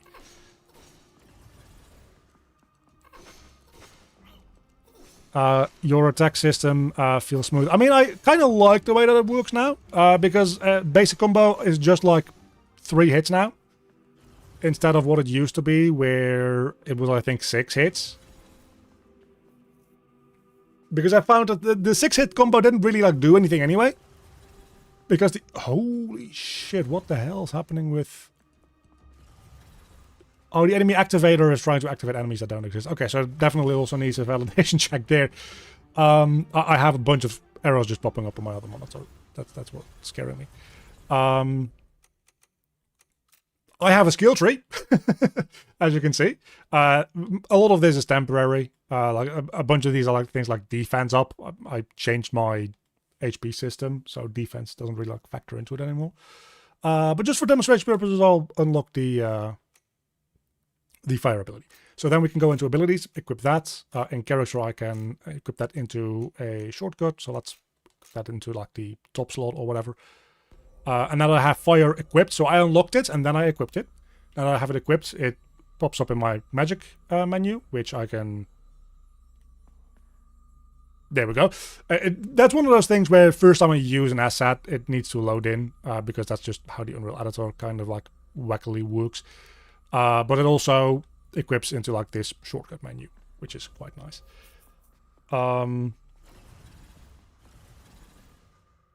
But yeah, so as I was saying about the combos, the combo used to be like 6 hits long, but the enemies attack too fast for you to get off a full combo anyway. So leaning into the like just hit and dodge away nature of things, partly inspired by the fact that I have been playing like a lot of Hollow Knight since Silksong came out. I finished Silksong and I've been playing Hollow Knight again.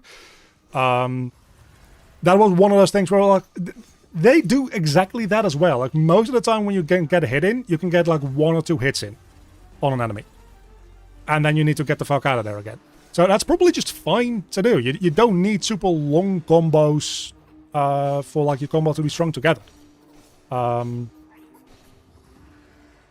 So that's where that came from. It's kind of funny though, because a lot of the design decisions that seem fairly similar to what you might find in a game like Hollow Knight, I made, and then I played Silksong, and I was like, oh. I independently came to the same conclusions for like a couple of things. There's also a lot of things that I like saw in Silksong as I was playing, and I played that game for like 72 hours. As in my save file, 72 hours by the time I beat it. So there's also a couple of things that I just like lifted from that game. The way that it automatically... you see, this doesn't have any issues with going into the like next wave. Really kind of weird. But the way that Silksong has this system where if you jump into a ledge... Oh, but it also didn't end... This is weird. Because it also doesn't end the combat track. So it still thinks technically I'm in combat.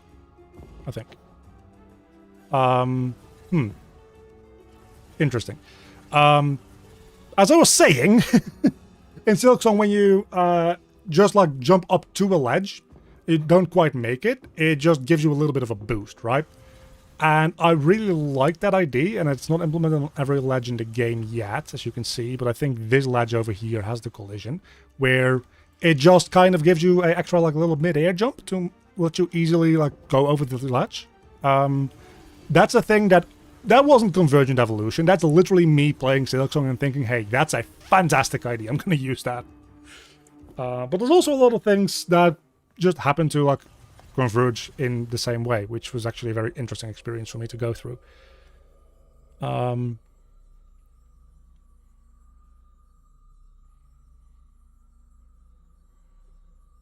The fancy widget you made manually has everything coded in C++. This is crazy. That's why it's good to start the competition. Yeah, no, 1,000%. It's a combination of inspiration and finding that we kind of like came to the same conclusions in some game design stuff, I guess.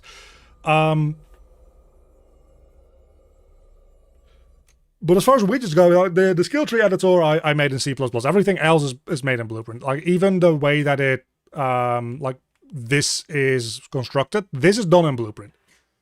It just takes the asset that I've made with a like C++ made editor. But the skill tree itself is 100% still constructed in Blueprint, which I can show you if I just... I guess I don't need to save this game. It's weird. It's weird that that didn't crash while the other ones did. But the UI, pause menus, abilities, skill tree. Like the skill tree itself, it's this one. I think might take a moment to load up. Like this is empty, obviously, because it's not generating. But what this does is on construct or on pre-construct, I think even. Yeah, so on pre-construct, if we're not in design time, it spawns the tree. And spawning the tree just takes in my skill tree that I have here and just goes over all of the nodes that it has, which... like all these nodes, and then spawns a corresponding widget blueprint made skill tree node, which is this one. And this is like the runtime version, right? This is the user interactable version with all the relevant information provided in, like the skill asset, the unlock method asset, the node's ID, and whether or not to show it in the player graph. And then it adds it to the canvas at a certain location and all that kind of stuff. So all that is still constructed 1000% within like the widget blueprint side of things itself. It's just the editor to make this was made in C++. What kind of asset type is the skill tree? That's a custom asset. This is just a... it's part of this module here. I think it's in the runtime module. Maybe. No, it's not in the runtime module. It's in the editor module. Hold on.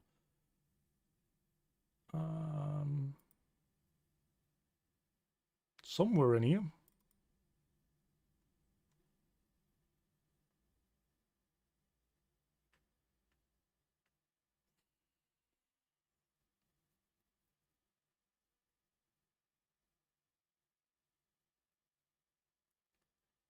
I made this skill tree system over like 3 days, I believe.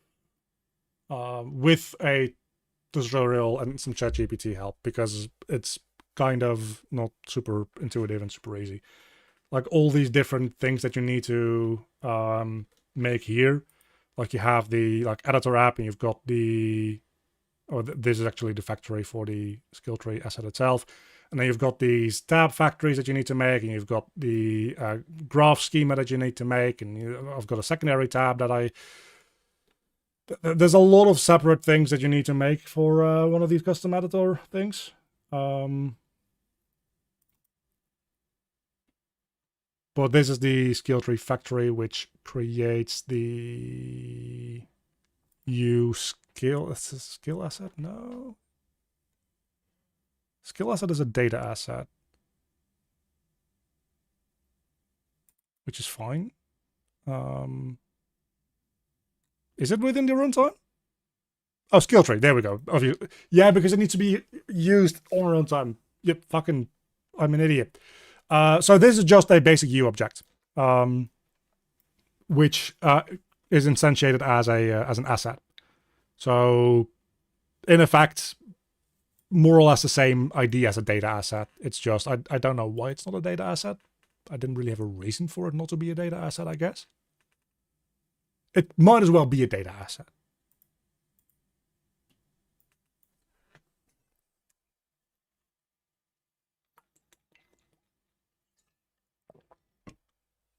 But it's just an asset with a assigned like custom editor page. But the skill tree asset itself is more or less what this is just an array of these nodes. It's just a data asset with an array of nodes in it. And all these nodes have a bit of data in them, which links them to these other things. And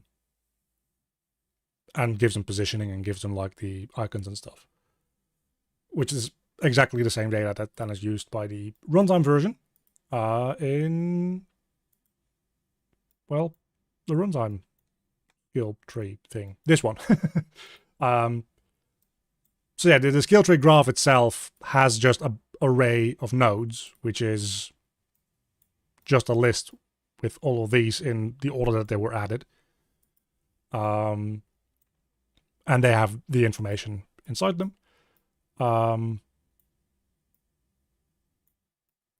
To be added. That's pretty much all there is to it, I think. Just kind of trying to figure out, because I think, oh yeah.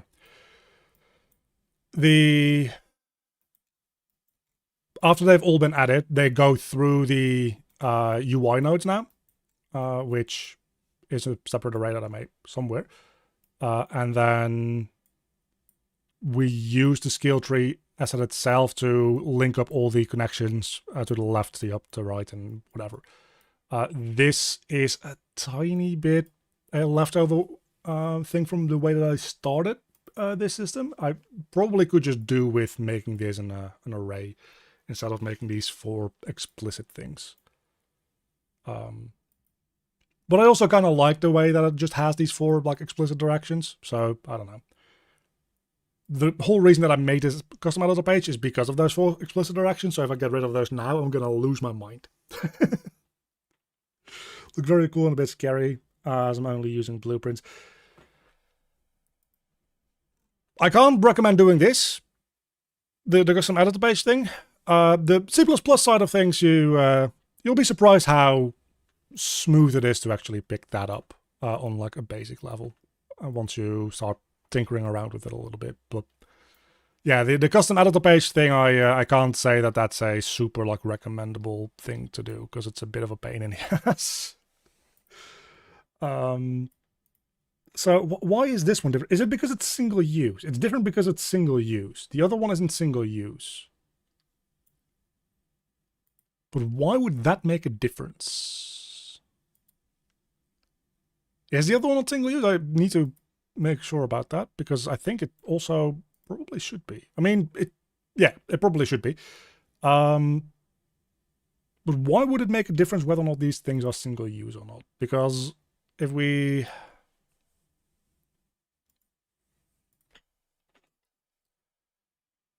go back into my enemy activator, that's not what I wanted to do.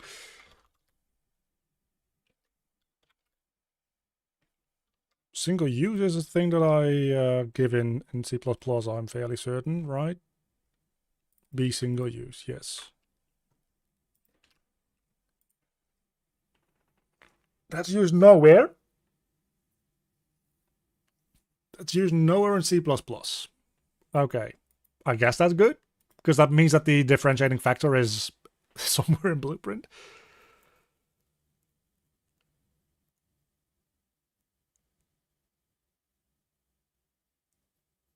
Keep moving so I can keep screenshot my portfolio. Gonna land me a job at Rock. I mean, I wish.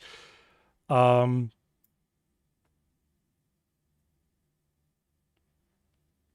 this checks single-use stuff.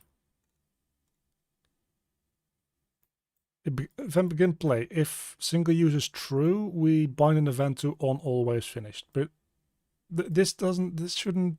Whatever the fuck. Construction scripts. Also.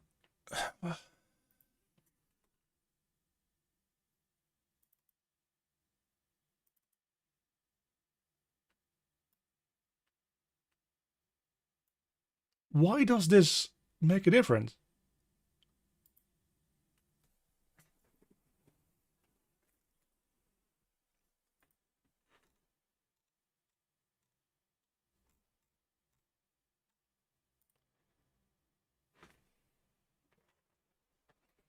I mean, there is also something going on here with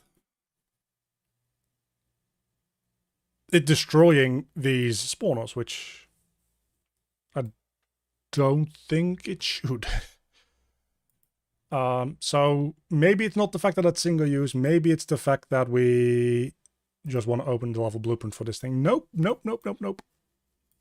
It's not the level blueprint.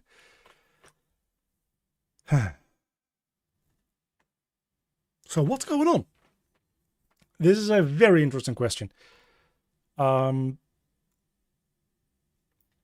Because when I set up this to be single use, it has no problem with the fact that it had 2 different waves. 3 different... Oh. No, actually that makes sense. Because it starts with zombie, zombie, and... Did it skip? I think it skipped Ghost and Reaper. I think it went immediately... Okay, no. The issue isn't the single-use thing. What it does, and this is very weird and interesting, but what it seems to do is it does the first wave at index 0, and then it tries to go to index 2 immediately. Obviously, with this one, it lets it do it because it has an index 2. But it seems to be skipping index 1 altogether. This one, obviously, doesn't have an index 2, so it tries to get an index that doesn't exist. So it's...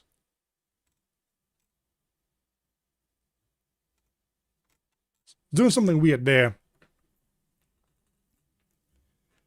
Is there any good reasons to make the UI in C++ instead of blueprints? Aside from self-hatred, you mean, I take it.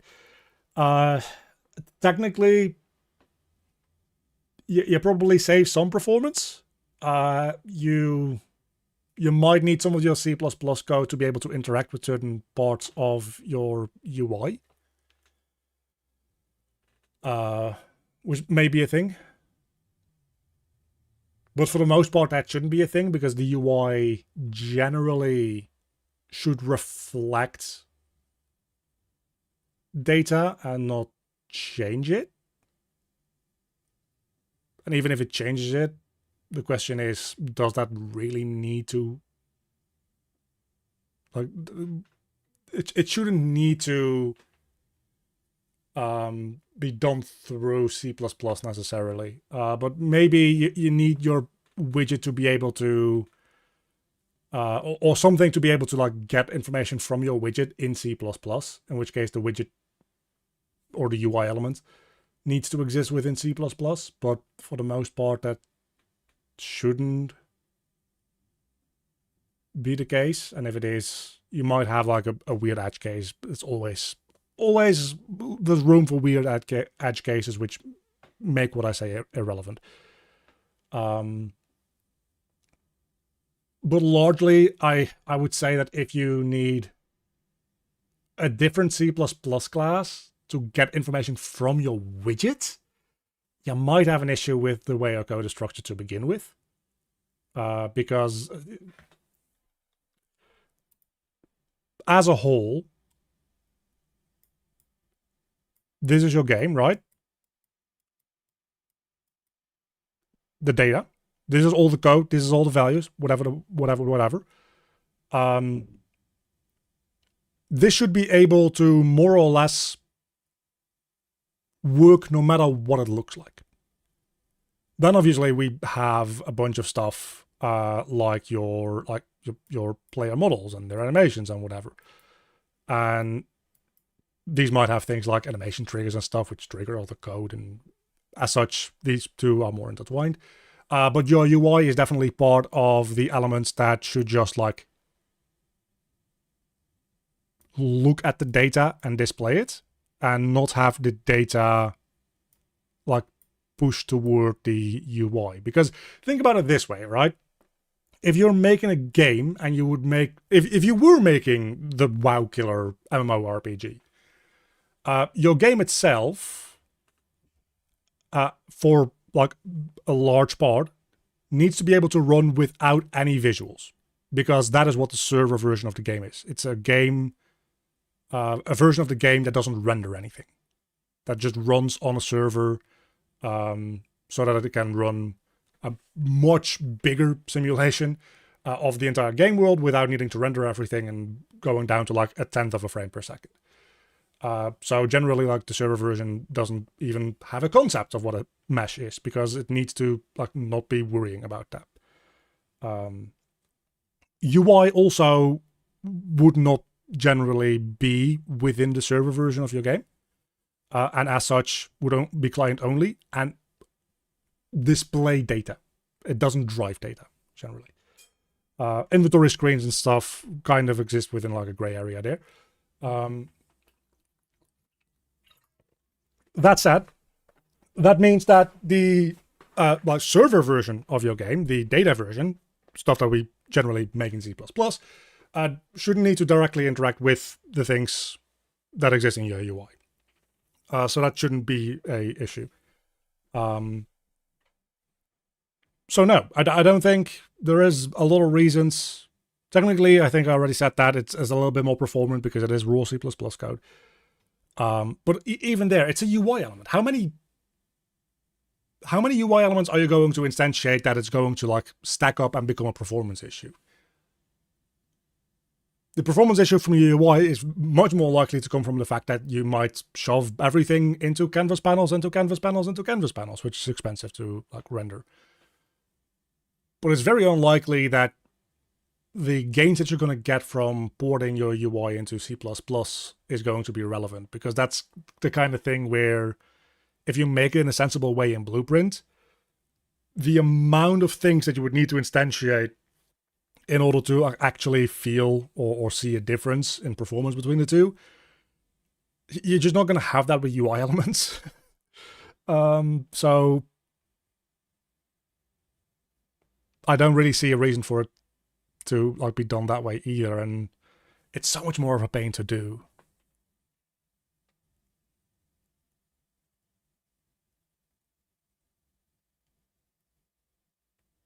I know you're trying to figure out what causes the crash, but how do you expose those drop downs with the eyedropper? Which one is that? Oh, these, you mean? This is an array. So this is just an array variable. In this case, it's an array that contains other arrays, which is technically inadvisable, generally speaking, because this is a memory nightmare. Because it's not able to neatly fit all within like one continuous memory block as easily. But it's just an array. So if I just go into like any array, if you make that instance editable, it just becomes that. So for instance, if I go into here, I think this has a points of interests array. No, it doesn't anymore.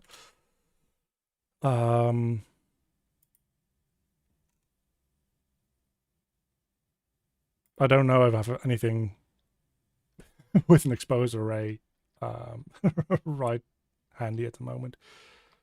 Well, I guess my inventory is here, right? So my...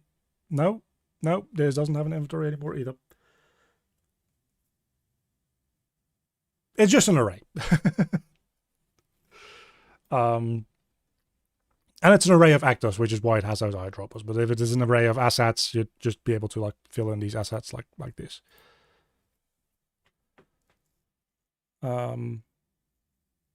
Creating a small fish spline tool the other day, and I wondered how to exactly expose a dropdown like that. Didn't think to use an array. Thanks. Yeah, so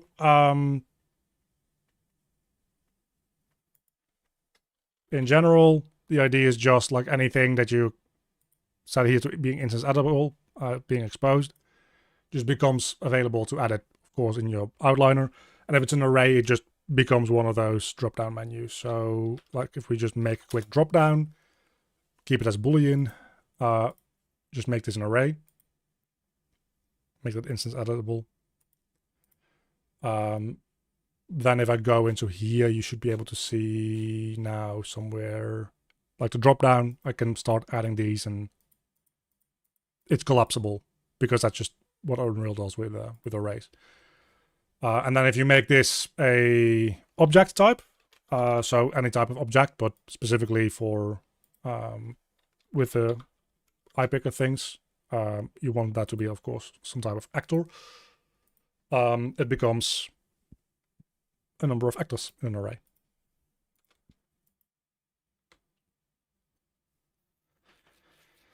What the start of your game? Thanks. I quite happy with the way it's starting to look. What I'm not so happy with is the fact that I still don't know why this is incrementing twice. So what it must be doing is on active begin overlap. Current wave is 0. If we can activate, it's not true, return. Return this.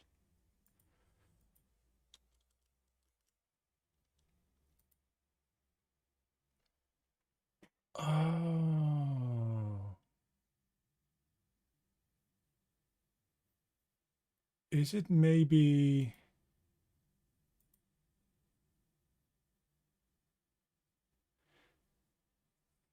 Is it maybe doing something where I'm overlapping with this thing twice? Did I build in any protection against that? Because that might have been the case where I exited and then re-entered, and it might have done something with that. Because I don't think it's... Yeah, that might be it. That might be it. I'm going to test this within my testing level. But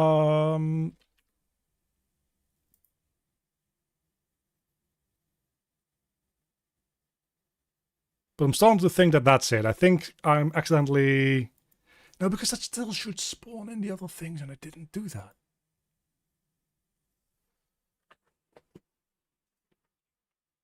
Strong ultraviolet map. Yeah, the game's very very saturated in a lot of ways, because every single one of the 6 main dungeons in the game has its own like dominant color theme. So the thing that I've been working on recently is the first one, which is purple. Well, it's the first one that I'm working on. I don't know if it's necessarily the first one that you're going to be going through in the game, but it's purple, and then we kind of just go around in a circle, from purple to red to, I think, orange, yellow, green, blue, and then we back to purple. So from my top-down view, it becomes just a very low-resolution color wheel. But those dungeons all have like a very strong sense of their own color.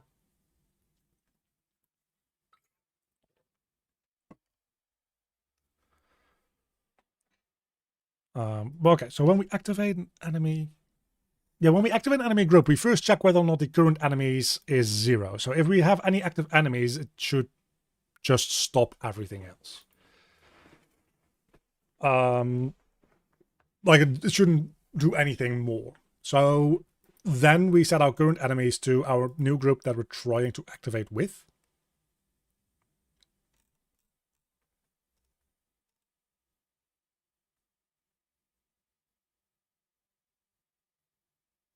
Which makes sense. Yes.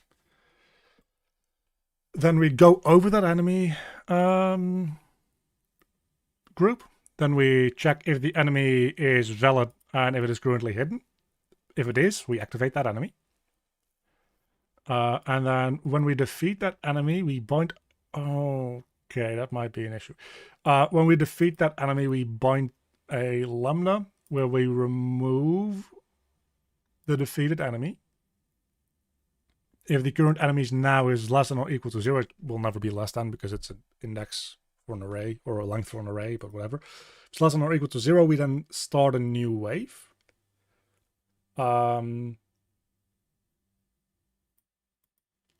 We increment the current wave. We check if that's still a valid index. If so, we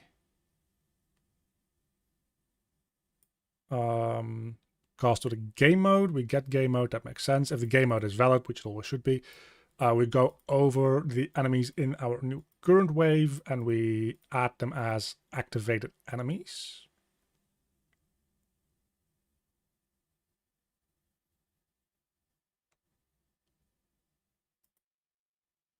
This shouldn't be in here, I don't think. Because this is activate group. And this is within the lambda of when enemy is defeated.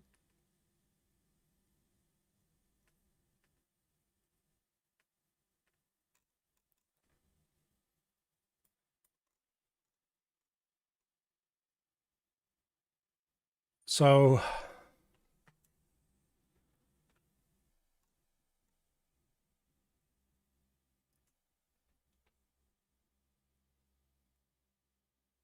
Morning all, it's at 9 p.m. I mean, for me, it's also actually 9 p.m. was going to say for me it's 8, but it's 9. Never mind. Time flies when you're having frustration. I have to say thank you for your great explanation videos. Thanks for your time. I mean, thanks for watching. I like helping people, but it's also it's nice to have people like watch my stuff, so that I'm not doing it for nothing.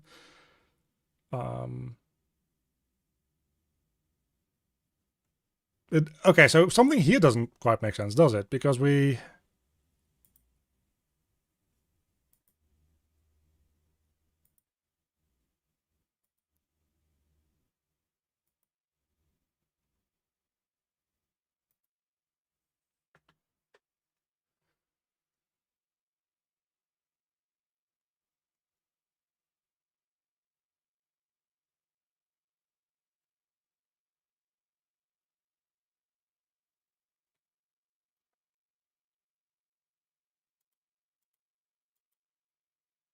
This should happen before the enemies get defeated.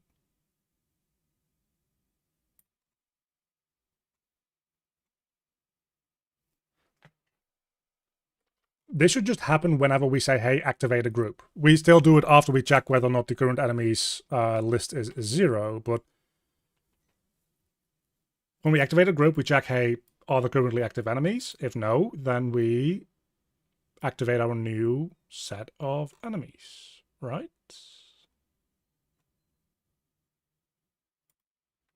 And all that this does is start a new wave when the wave is empty, when the last enemy has been defeated.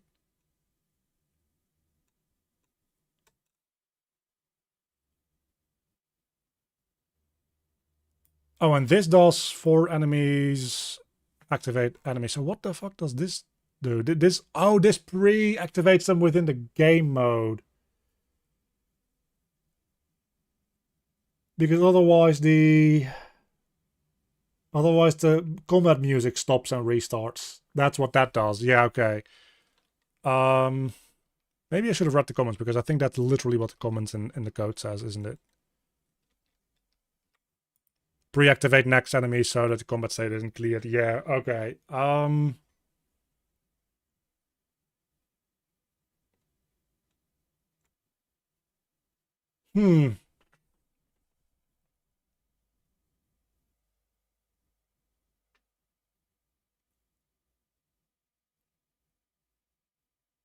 Stupid question, but can't you add print strings to check, for instance, if the trigger box collision is triggered? I mean, I could do that.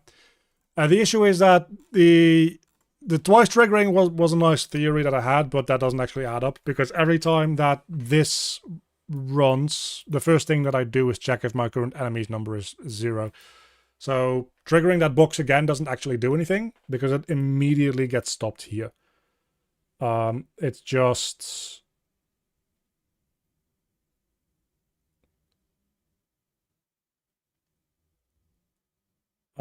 for enemy is hidden, enemy activate enemy.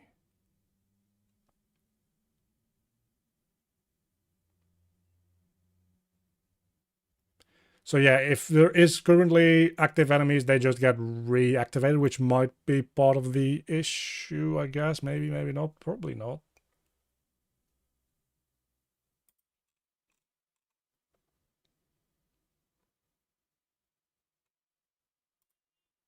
And we can try to move this from the else just into here as well.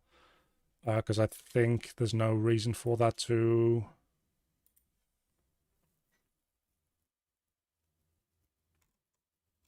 that doesn't allow them to reactivate. Now, actually, this does need to reactivate. Hold on. The issue is that somehow it increments twice, and I don't really understand why. Because this...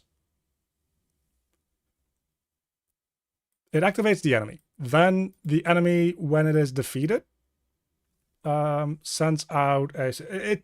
It must be sending out the signal twice. It's the only thing that makes sense.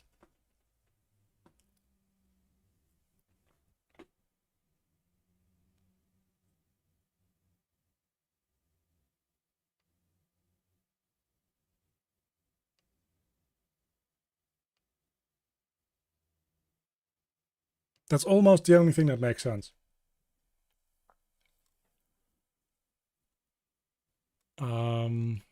Let's just check if that's anything going on weird there.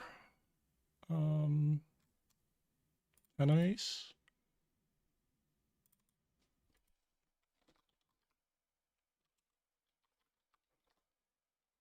All right. I'm going to take a very quick bathroom break because it's not helping me focus that I really need to pee.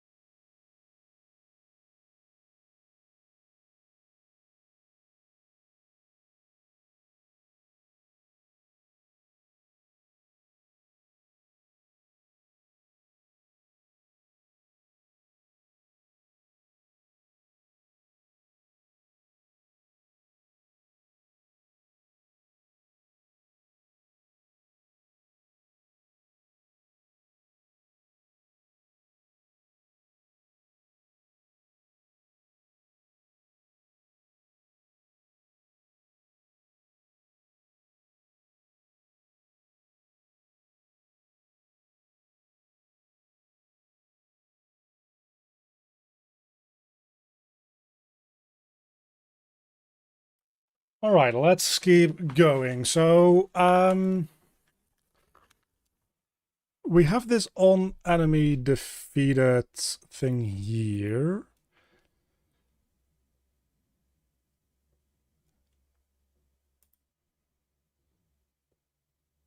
So on enemy defeated might run twice. So I think what we need to maybe do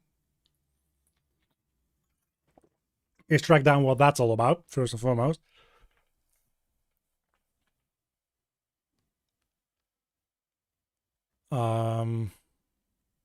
Because all that this does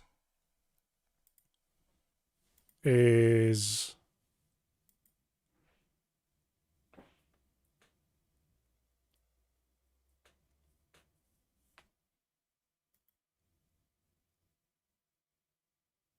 on enemy defeated, add dynamic, forward enemy defeated. So when I call enemy defeated from blueprint, it executes this in C++ as well. That way I can execute a C++ delegate from blueprint. But I think this might be getting called twice within blueprint. And we want to protect against that. So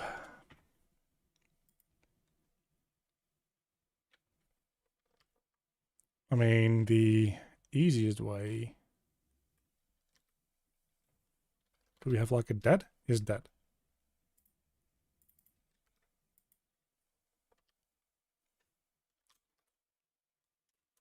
Let's just try to, if not is dead.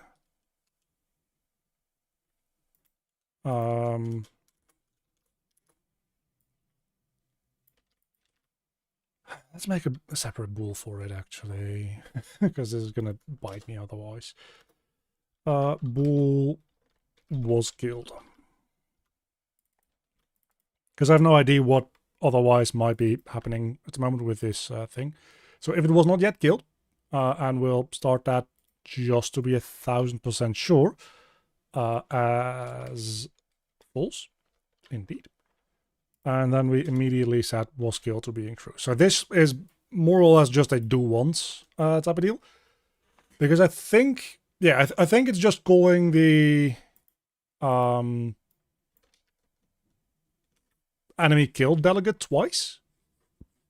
That's the only thing that makes sense. So it's calling it once, which would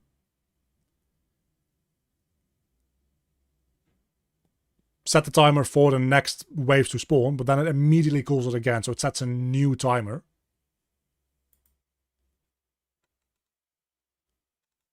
Wouldn't it have both timers though? Because it sets a timer, wait timer, it makes a new handle for it. So it would do both. So actually, maybe this doesn't solve it. Maybe this doesn't solve it.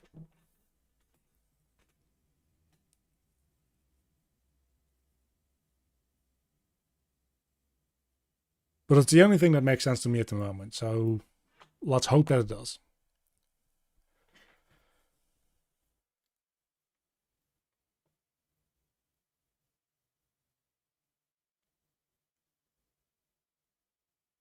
It's still probably good to build in.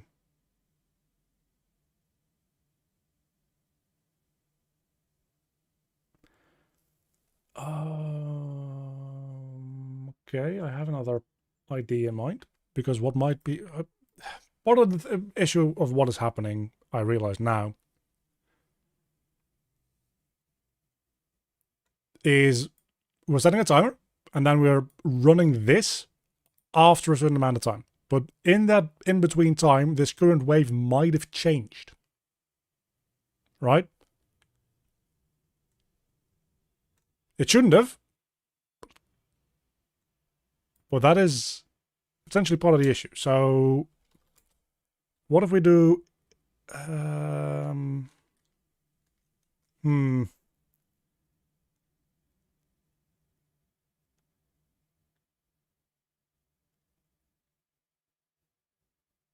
I don't know how this would work.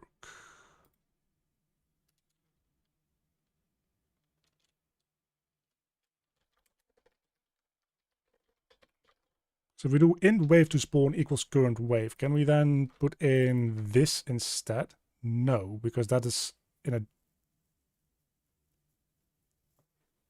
Because by the time this executes, this like local scope doesn't exist anymore.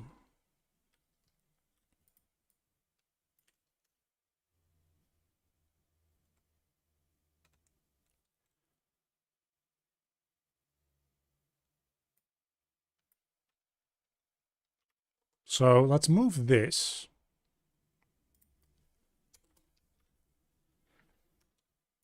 to being a member, because that way what we can do is we can check if that timer is already running, and if it is, we just don't allow it to run again.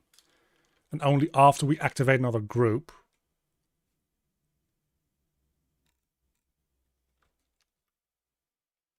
we invalidate this. So we also...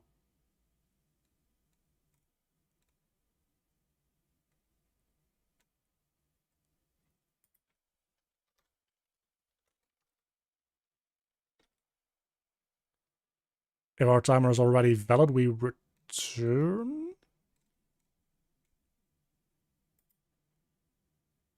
This seems like it might also then cause things to like not spawn. Not gonna lie. All right, that might be a good way to handle it if it still crashes now. If it doesn't still crash now, obviously we've fixed it. But I kind of somehow have my doubts about that. I mean, I can't even die here, so I might as well just spam my way through.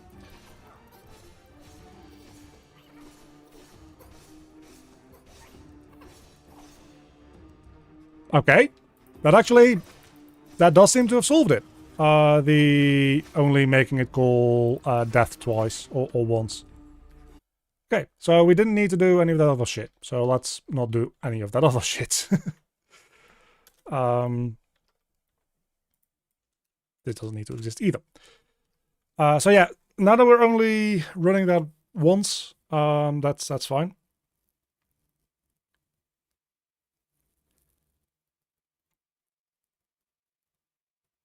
In general, that should only run once anyway, right? Like, when something dies, you don't need to fire that twice. So generally, that's fine, I would argue. I would actually probably even extend this to, instead of wrapping it within this forwarding thing, I might even move this to the killed, enemy defeated thing, right? Because we also have this death animation that plays twice. Sometimes enemies survive dying and they need to get hit another time. I feel like that might be to do with this as well. So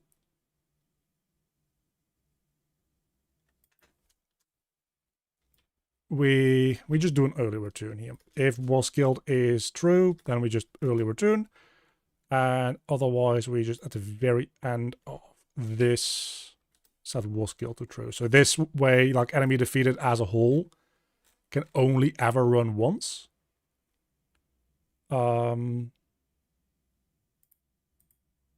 What's the difference between enemy defeated and enemy killed? Does this run kill enemy? Oh, that might be part of the issue. Oh, this actually explicitly destroys it. So that's what's happening. Enemy defeated starts the death animation. Enemy killed.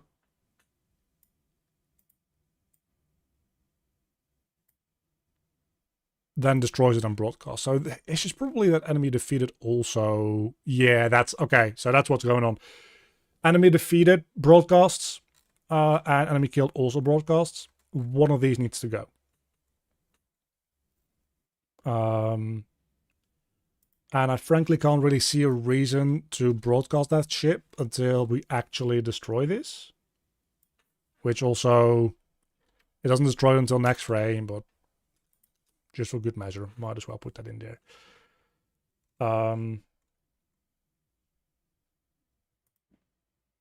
Yeah, I think that fixed it. I think we fixed the issue.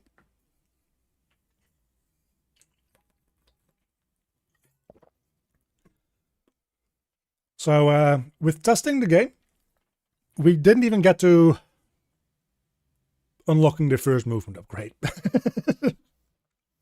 Because I got sidetracked by just like chatting and rambling on about things or whatever. And because of this bug. Alongside some other issues at the start of the stream, which again, I didn't have a microphone for some reason.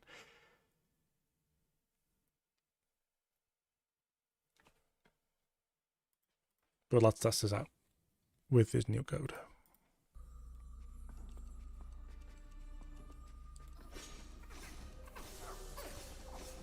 Again, I'm just gonna kind of spam this. What actually, does this forcefully reset them? No, it doesn't. Good.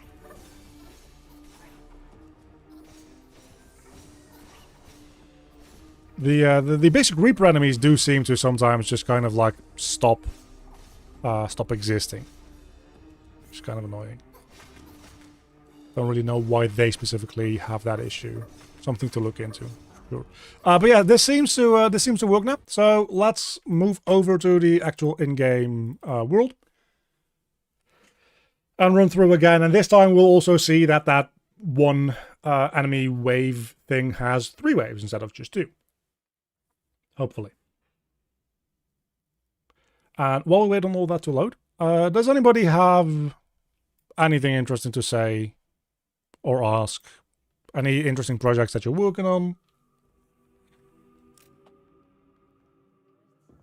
Feel free to like share your creativity. Because Lord knows that we're just gonna do some tedious hack and slashing right now. Sometimes it's kind of difficult to tell whether or not the game is tedious or whether or not me playing through the same section for literally the 100th time is tedious. And that is kind of scary. Because if the game is tedious, that's not good. If me playing for the 100th time through a certain section is tedious, I mean, that is fair, right? That makes 100% sense.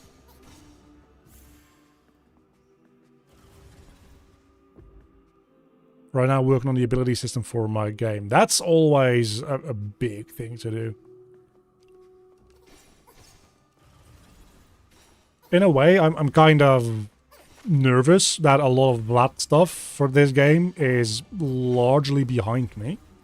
And I now need to start like doing shit that I don't know if I'm particularly good at. I also feel like I have less souls than I did last time that I was this far. So that's kind of worrying. Working on a cooking game, mechanics for my YouTube channel. That's... You know, I kind of like that. I was thinking, what am I going to say to that? Because usually you find like a lot of games like being stuff like fuck, like this, right? Where you're just like hacking away or shooting away or right? What the fuck? I don't know what's going on there, but I know that I can the developer hack my way back into here, so that's fine. We're just about shooting or like beheading a bunch of people. Are you making a cooking game, or are you making like a survival game with like cooking mechanics? Survival game is still fun, don't get me wrong. But I kind of like the idea of somebody like making a like Unreal Engine made like cooking mama game. Somebody should do that. Somebody should just make like a cooking simulator in Unreal Engine. And maybe, well, don't actually like call it Cooking Papa because you're gonna get fucking sued probably. This doesn't, okay, no, it does work. That's probably not what you're making now that I think about it. It probably is a survival game just with like cooking elements to it. But if you want to change that to making like a cooking simulator, be my guest, because I kind of like the idea.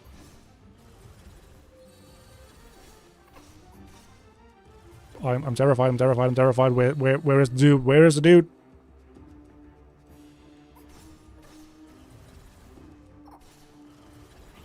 And I'm dead again. So yeah, that's definitely a little too rough for the player. Also,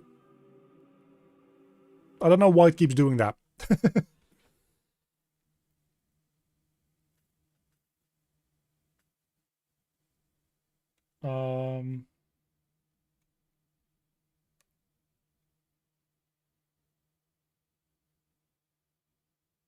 Load gameplay containers, animations, effects, sound effects, arrays, abilities, multipliers, and damage info.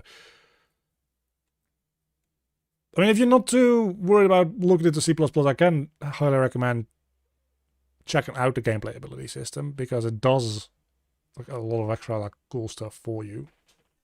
But it's making your own from the ground also doesn't hurt.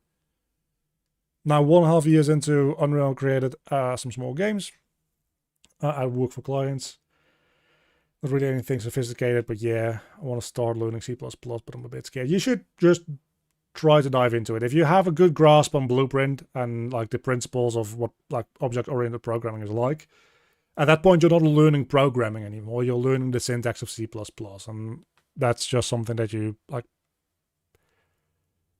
As long as you understand programming as a whole on like a basic level, that shouldn't be that big a deal. Once you understand programming, learning a new programming language, it's fairly smooth. Like going from Java to C# to C++ to JavaScript to whatever, is generally fairly smooth. As long as like the first thing you learn is difficult because you need to actually learn what programming is. But if you've worked with just Blueprint for 1.5 years, you likely understand what programming is for the most part. So learning the actual syntax in C++ should come fairly smoothly, as long as you don't have like super major dyslexia or anything. But even I do, and find myself fairly like smoothly integrating with it. Is there any way to make a settings menu not boring? Nope.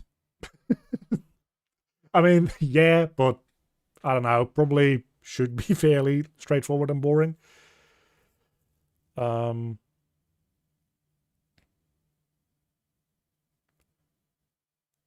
Cooking game. Cooking game, I love that. I like that. Making cash grab for a second teaser got 25k views. I mean, that's nice. Ingredients to delivery. So you're actually like making a cooking simulator. That's really cool. It's a physics-based sim. I'm definitely gonna like want to see that once you're like deeper into it.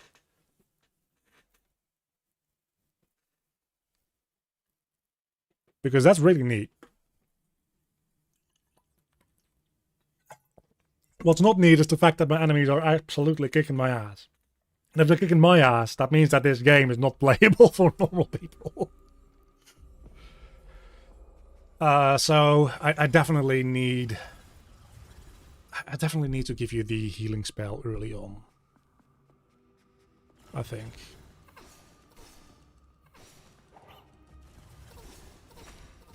Which is doable. Just need to actually, like, implement that in some way, shape, or form. I also, I really do feel like I was getting more souls before. I don't know what the fuck's up with it. Oh, no, that 1000% makes sense. Because I was getting double souls every time I killed something as well, wasn't I? Because it was calling out the, like, event dispatcher twice.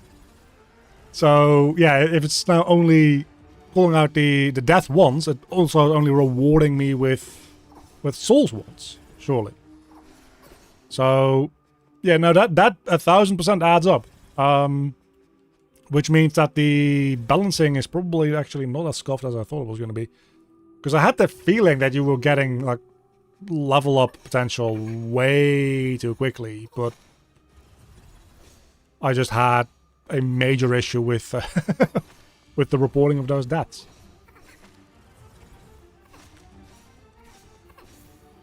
Yeah, just going through that, I had like, what did I have before? Like 280 after all that?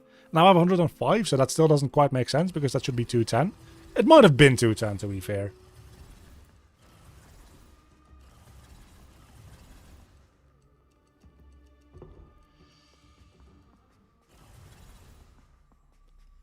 At what point does it become a skill issue? That depends whether or not the Hollow Knight fanbase is going to find my game or not. I guess. Because if they do, I can just indeed say to anybody saying that, yeah, this is actually like frustratingly annoying to play, I can just say skill issue. Because the entire fanbase will also agree that it's a skill issue. If normal people find my game, that's not going to be a thing that I can do. Now, there definitely is a bit too much going on where the enemies are just like kind of annoying in the way that they hit you. So that probably can do with a fair bit of fine-tuning.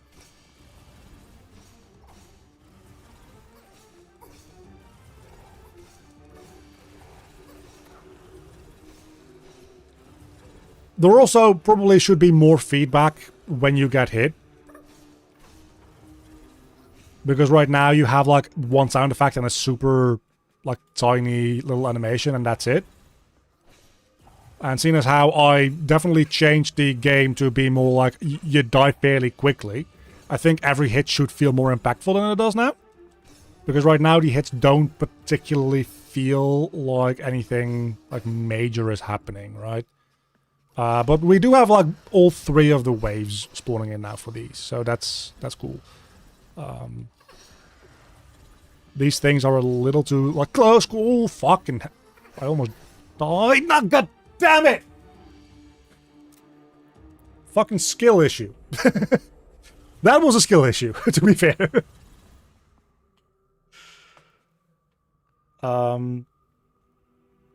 Do I handle death is a callback from attribute component on the pleader? Yeah, I do too. I just called it out twice. I called it out when the death animation starts, and I called it out when actually the thing gets destroyed, because those are two different functions.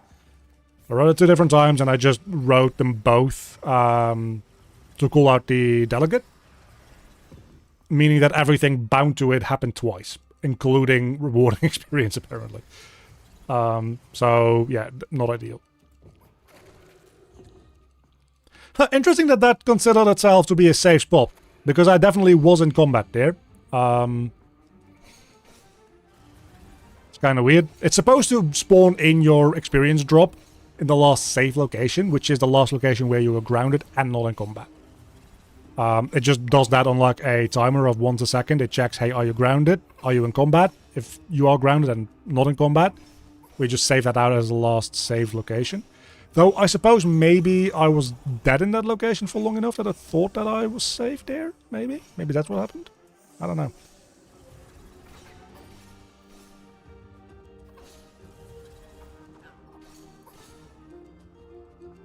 To be fair, that new attack that I added to the Reaper, where it just, like, lunges at you, is 90% of what's damaging me, I think.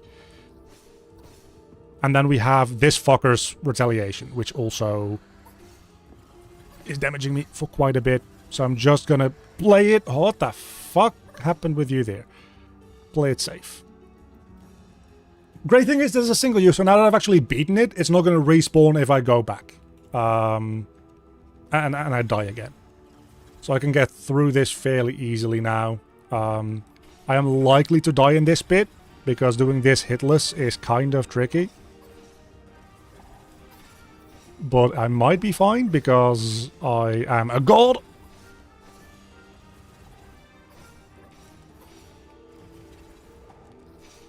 Well, actually, it's not that difficult. Turns out it's super easy. Barely an inconvenience. Alright, we made it to the save point. Skill tree time. I'm definitely going to be working towards that healing ability again. Because I need that.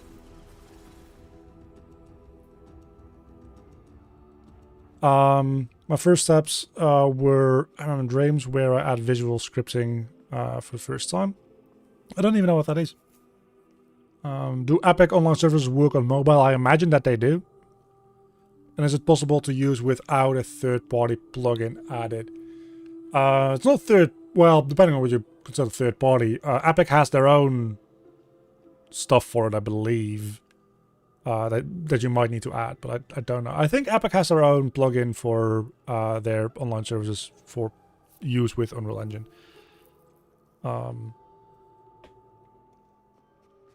But I've never looked too deep into it, because the one time I did is when I was just like learning a bit about replication and online multiplayer.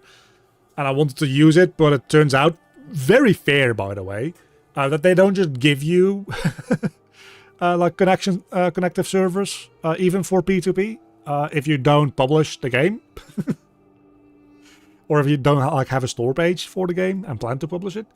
So I looked at it, I was like, okay, I can't do this for just like learning and testing, so I'm not going to go through with this anymore, because I'm not going to make a store page for this like little test game that I made. So I didn't like get super deep into it.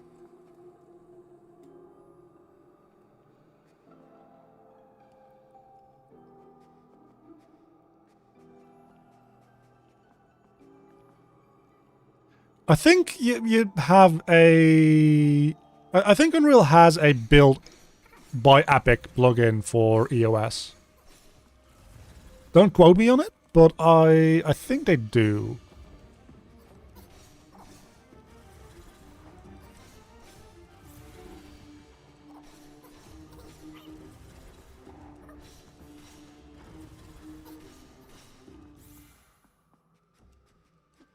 Try doing peer-to-peer and it didn't work. Yeah, so the thing is, because like cybersecurity, you can't just connect to computers over the internet without any problems, because that would be a huge security risk. I also like died super hard.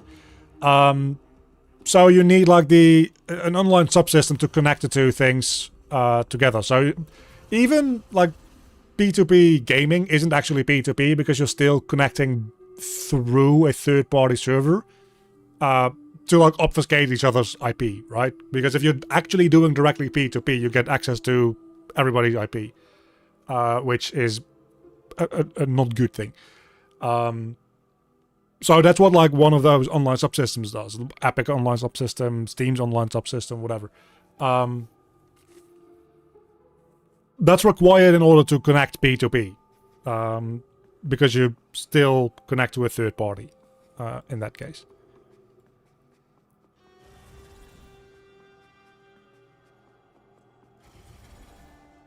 And otherwise, your firewall would probably tell you to go fuck yourself anyway if you tried to let somebody connect from externally into your network. If nothing else, even if you yourself as a developer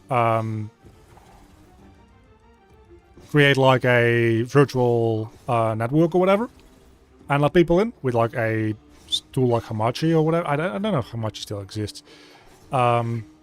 Man, that takes me back to the old Minecraft server days. your players still wouldn't have that. Like, your players definitely still would need that subsystem server in order for anything to actually, like, work even a little bit.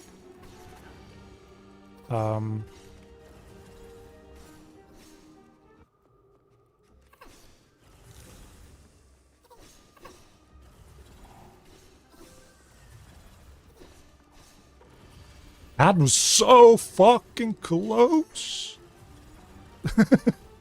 Trying not to die. I also think I've like gotten a billion potions, so maybe I should equip a couple of potions as I go along here, because that's a thing that I do have. Like, potions are a thing in my game. The game Dreams. Oh, that one. Yeah, no, I do know that. Yeah, actually.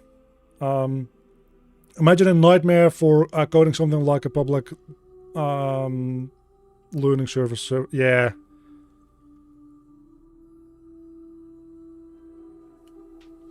I understand that they don't just, like, give away servers willy-nilly in that regard. Even if the game doesn't run on the server, you still have, like, that connected server.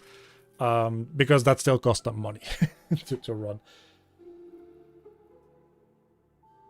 Well, if I have a mobile game, I've got to make it available for pre-registration and send them pre-registration page for them to give me access. Well, yeah, but I don't think the game needs to be live for you to be able to use EOS. I think you just need to have a store page on, like, Epic for that. But you can also use another online subsystem. Like, if you're doing a mobile game, you're not going to be publishing on the Epic store. You might still be able to use EOS in some way. I don't know exactly how it works. Again, it's been a while. I'm a little vague on the details. But you might be able to use a different subsystem instead. Or you might be able to just use EOS without actually publishing on Epic in some other way. I don't remember the details on it, to be honest. I just remember running into that as a roadblock. And thinking I'm not going to bother, like, diving deeper in. So I might also be missing a context thing or two in this whole thing.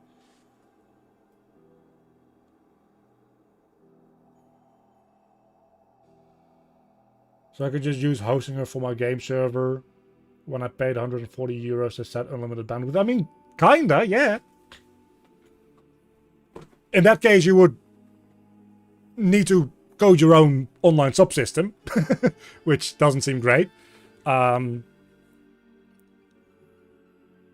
Because you don't have, like, a game server that's running that people are connecting to, right? You still want it to be P2P.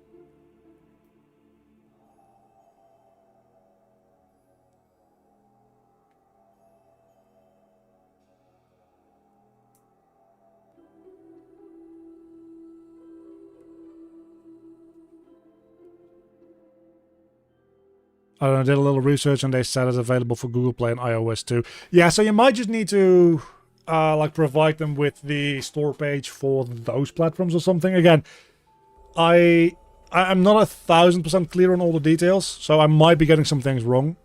And it's also been like 2 years or something since I did that, so...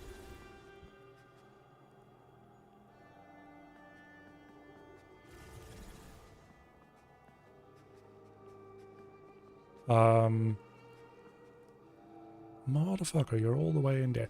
I was gonna equip items. I was gonna equip potions. Those potions actually don't properly work yet, I don't think, because I think when I use them from a shortcut menu, it doesn't actually use them. So let me check. Yeah, I have one potion. So if I equip that potion to here... Yeah, I can equip the potion without actually having it equipped, right? That's... so I need to definitely fix that. But now I have the potion. Yes, I do. And I have the shortcut. Potions do actually work instantly at the moment. I think I'm going to keep that way. I had a friend that had an itch multiplayer game with the Steam Online thing. Yeah, you can use different subsystems even if you don't like publish on those platforms. So that should be possible. I've never looked into the Steam subsystem, but I imagine if you just have like a Steamworks, you might just be able to do that for free. I don't know. For the most part, it seems like you don't really get those for free. You need to like show some kind of intent to publish or pay them, which again makes sense. But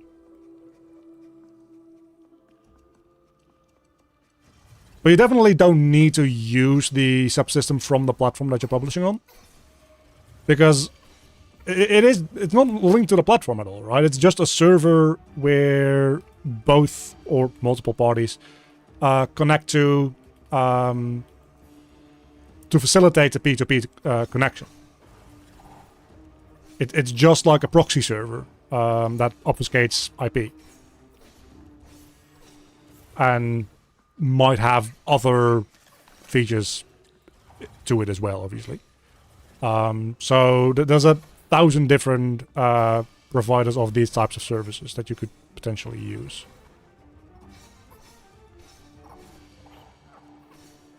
Okay, potion time. Potion time. The shortcut didn't work.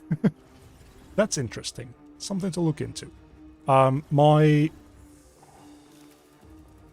context menu is broken. That's another thing to look into.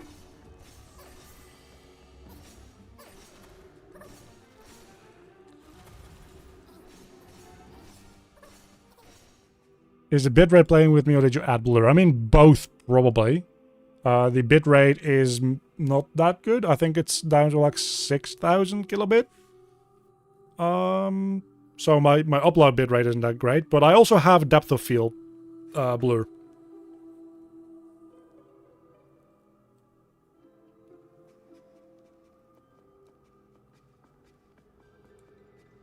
But the blur, it's not blurry as a whole, hopefully. If it is, that is definitely a bitrate thing. But we did actually get to grappling unlock. So we can now grapple. These grappling hooks. I also have 700 souls, so I can unlock proper healing. But yeah, so we now have grappling that we can do. Fan-fucking-tastic. Got some magic essence. Whoop-de-fucking-do. So with that, I'll show you the concept and idea behind this. Because it still is a Metroidvania, in a way. We now have access to an area that we didn't before to progress through if we wanted to. But what I really want to is to unlock the fuck out of this, and then might as well unlock this, and then more magic damage can't hurt. And then where are we going after that is the question. I would hazard a guess to both unlocking more HP and the Thunder Spell. Seems like pretty good to me.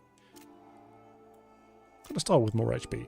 The more HP is definitely too common in this version of the skill tree. That's gonna get cut back. I didn't unlock the actual heal spell. I'm an idiot. Right, I didn't unlock the actual heal spell. Oh no, I did. Never mind, I did. So yeah, heal is gonna go on this, and then we put the fire spell on this. I will save my game.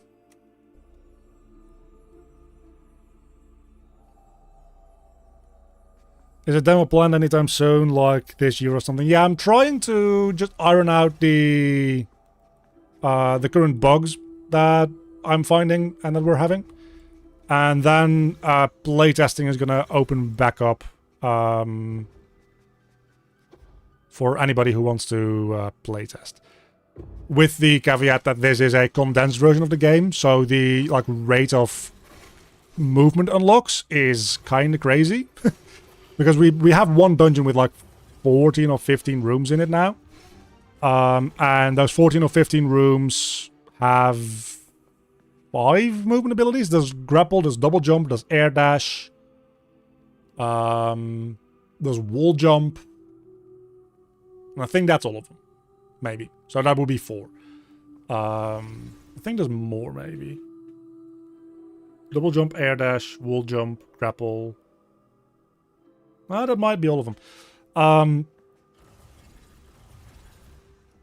So obviously, it's not going to have 4 abilities per dungeon because that's like 1 extra new like unlocked ability for every 3 rooms on average, which is way beyond what's reasonable.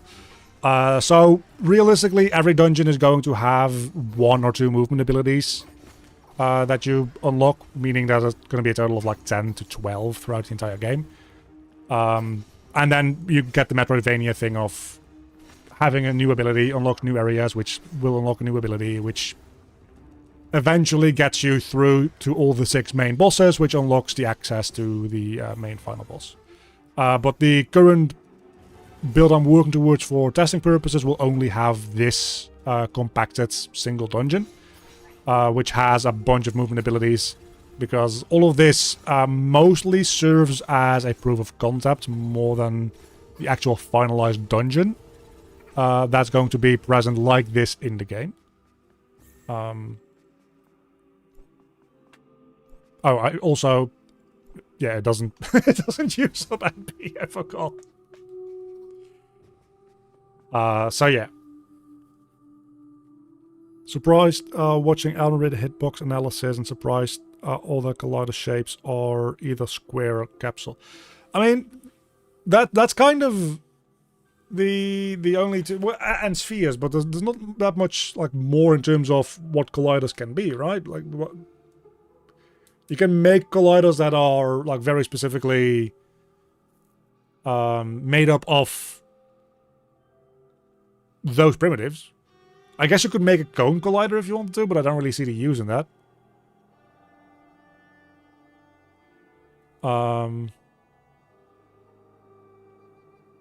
For the most part, like, colliders need to be fairly basic, primitive in their shape, because they potentially do a lot of calculations about those shapes, and the more complex that shape is, that very quickly like chokes your CPU. Where can you apply? You can... That's a fantastic question. I have the Discord server where I mostly talk and hang out with the testers when the test is active. But I also have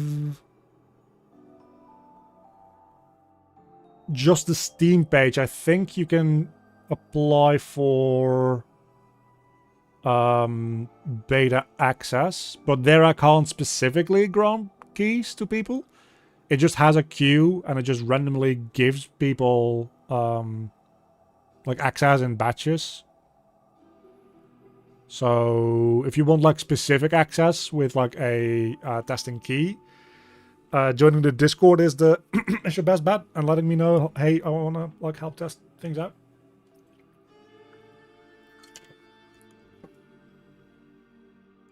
Discord link is expired. Well, fuck. Found a request thing on Steam too. Very low chance that it's actually going to pick you, because that link's existed for a while, so there's probably a pretty big queue. And I've actually found that for the most part, people applying through Steam don't do shit.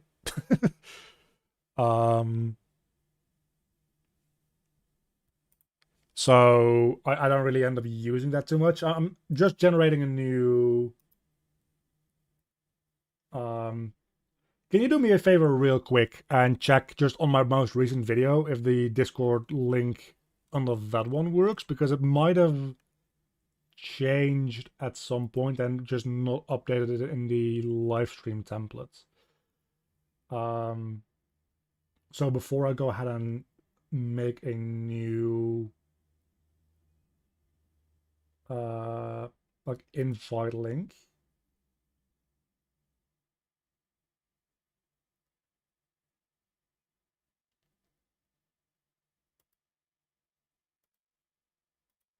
This is a temporary one, so that should, I think, not override the previous one.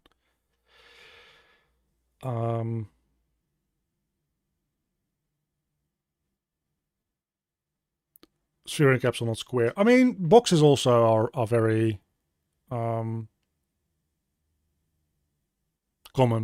in a lot of games, but sphere, capsule, same thing, same thing. The last two videos also expired. I mean, that might actually like be a you issue, because people have been joining the Discord. Like, people join the Discord all the fucking time, to the point where I actually don't even check the welcome channel anymore.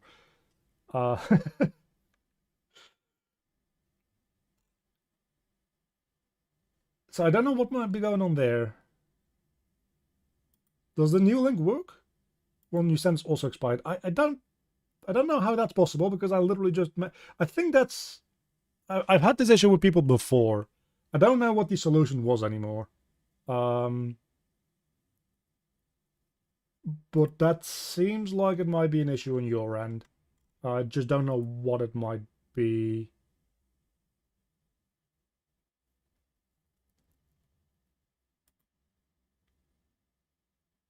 So you might need to like Google that real quick to see if there's anything that you can find.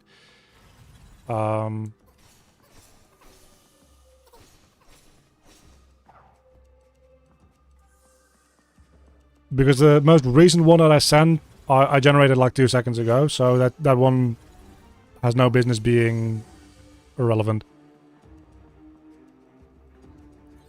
Might not have permission to join. Also seems weird.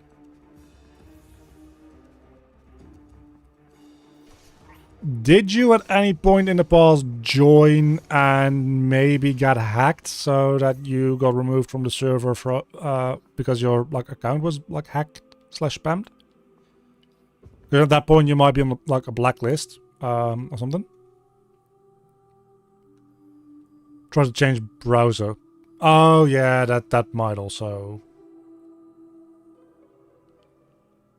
That might also work.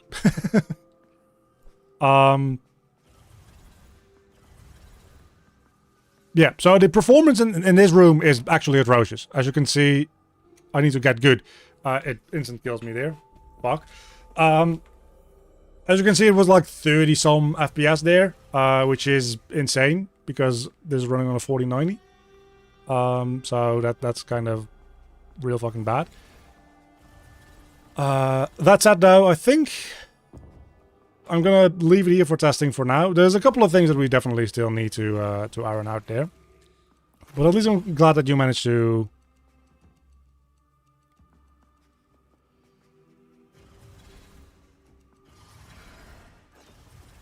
join the Discord. Yeah, the performance in a lot of these places is not great. That said though, this is all running on Epic quality graphic settings at the moment. And it's running within the Unreal editor itself, and the editor adds a lot of overhead to shit. But if I go in and I go into the settings, you'll see that everything in graphics, I think, is set to Epic. If we just set this to like something reasonable, because it's a cel-shaded stylized game, right? So everything going to medium effectively looks the same, and depth of field also, the quality is doesn't help. But just setting everything to medium, like immediately, shit will jump up. Not in here, obviously, because it's unbuilt lighting. But in here it should... Actually, it didn't really jump up that much. It's only 45 FPS. Huh. It's interesting. But still, you can see that it doesn't visually change that much, because everything is fairly, like, low definition as is.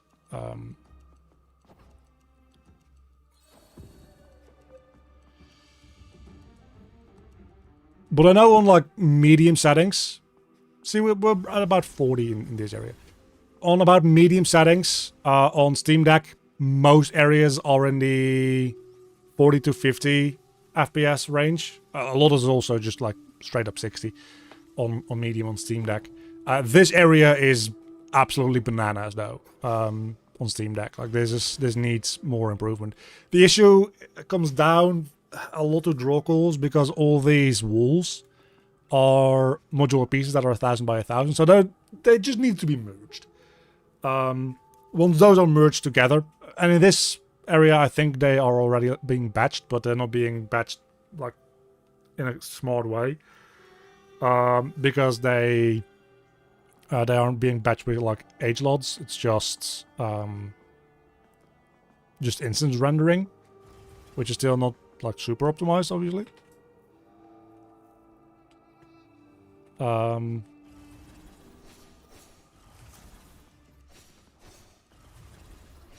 So there's room for improvement, but that's one of those things where you don't like optimize a build at this stage, right? You optimize that shit once you have things locked in and they're not going to change anymore. I try to optimize things so that they run decently well enough on the test people's PCs and obviously on the Steam Deck where I do a lot of my testing myself. But it's madness to over-optimize at this stage in places where there might still be quite a lot of changes going on in the future, because that's just a waste of time. As long as it runs good enough to test, it doesn't need to run like mega smooth.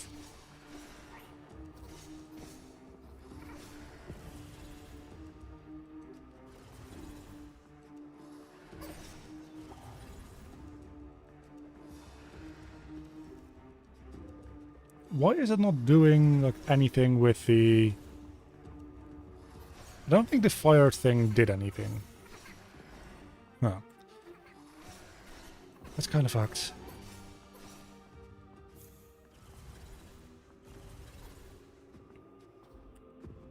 Also, you can like definitely clip the camera through places and stuff. There's a lot of room for improvement. Welcome bot fooled me. Yeah, a lot of people get that. So it's just a joke that I made a long time ago. That one guy says hello to everybody, so I just called him welcome bot, and then people started thinking that he was actually a welcome bot. But yeah.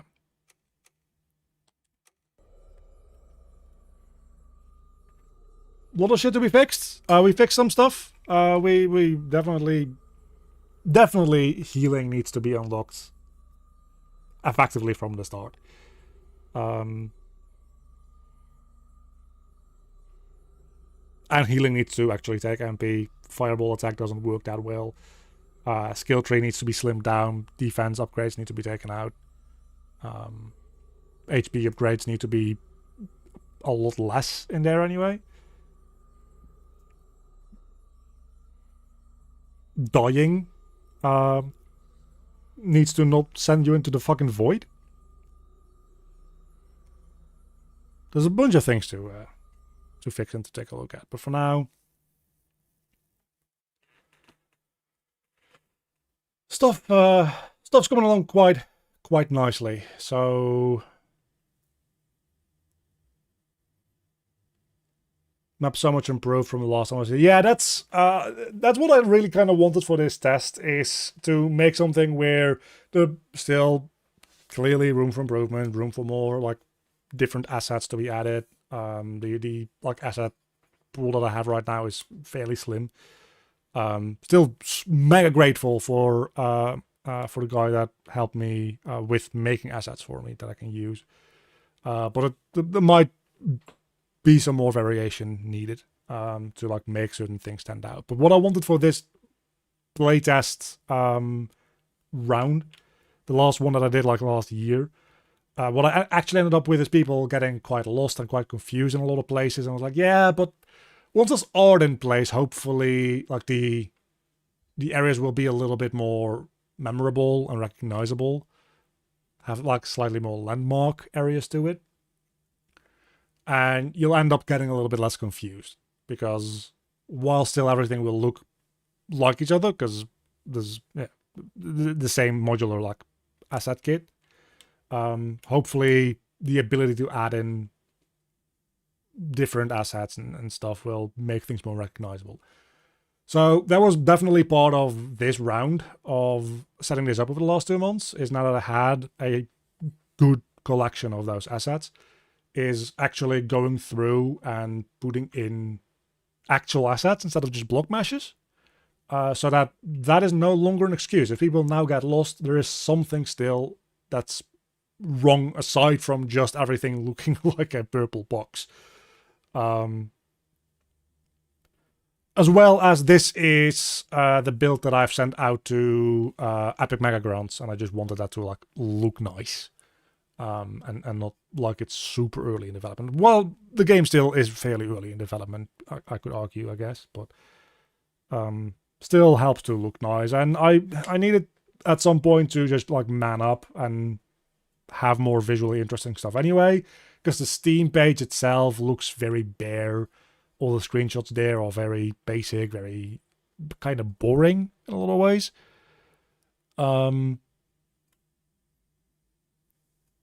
So for just having a bit more atmosphere in the screenshots on Steam as well, I just needed to have some. And obviously, I really need more than just the one style with the one kit that I have now for a proper overview on Steam.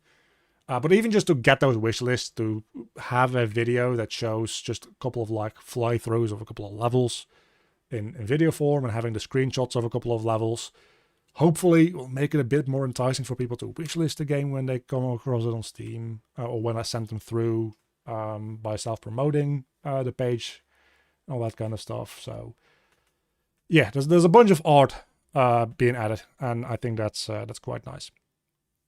So I'm happy with that. Took a lot of time, even though I wasn't the one to make the assets. Putting them actually in still took like 2 weeks. Turns out foliage painting is a hell of a job.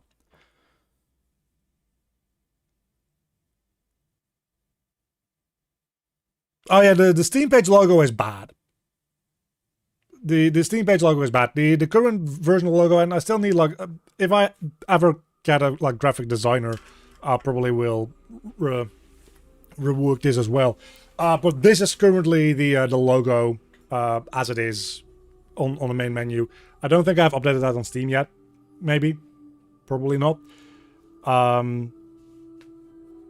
But this is currently how I have the logo, the name of the game, looking. Well, the logo, as in the icon, is going to be the mask of the character. But for the name of the game, topography, it's this. It's like the purple dark reflection with the white fading out reflection below it. But this still is something that I whipped up in like an hour in Affinity Designer. I'm not a graphic designer. That's definitely not what I'm like super good at. So like at some point I'm gonna need somebody that can actually do stuff. But I also need to like have a cutscene that doesn't clip through the leaves first and foremost. But I also need to like have more of a vision of what it should look like before I can do that. And I need there's a bunch of stuff and a bunch of things, but it's not like super top of the priority list.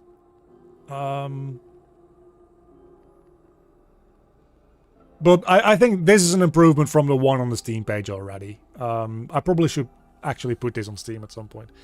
Good thing that you mentioned it. But still, this is rough, right? This doesn't like look super slick and professional still. Graphic designer, you say, is crazy. I also specialize on logos. I mean, maybe we can like work something out there. Again, it's not something that's super high on the priority list right now for me, because I also don't have a super like clear vision of what I imagine that to look like, and I would need to like sit down and think about that. And I feel like getting the game like a little bit deeper into development before diving into that is probably a good idea, so that there's more of the game, and those two things can hook into each other a little bit more. But yeah, maybe I can give you Photoshop. I can get Photoshop if I want. That's the issue. That's not the issue. Like I had Photoshop for the longest time. I'm just fucking tired of using Adobe. And I use these like graphic products and whatever for like actual commercial purposes, in which at which point I don't wanna do like a high seas version. You're my parrot, right? I just want to have my software legally. So I just stopped using Adobe products. I just found alternatives to everything that I used from Adobe. The only thing that I really am still kind of pissed about is the fact that I don't have a really good After Effects alternative. Like I use DaVinci Resolve's Fusion for compositing and graphics now, but it's not that nice. It's not as nice as After Effects, man.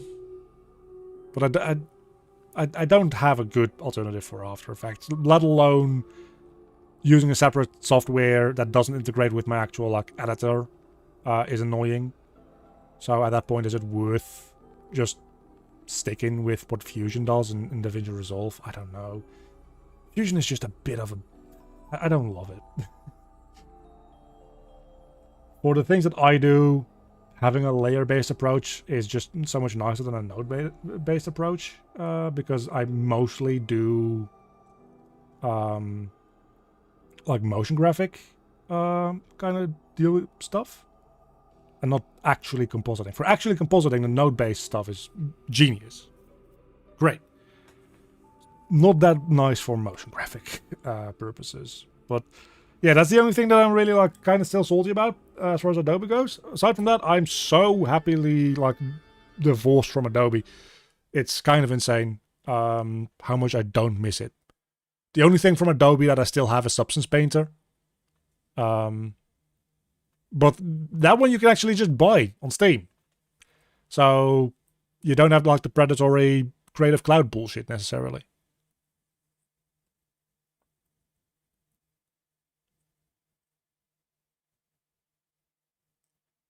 In a way, I want to use open source stuff, but it's better stealing from Adobe. I mean, it actually isn't. Like, actively using open source stuff hurts Adobe more, because that means that more people use it, which means that there's more of an incentive for like the community to maintain and develop it, which means that we have a stronger alternative for Adobe.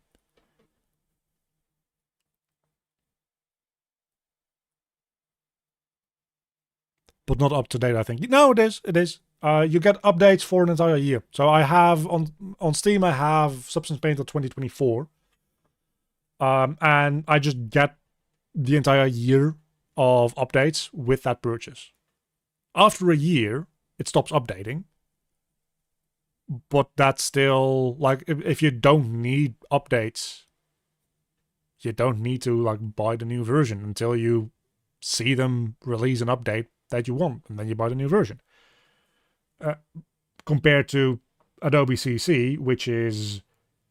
fuck you, we take your money every month, and you might get an update every now and then.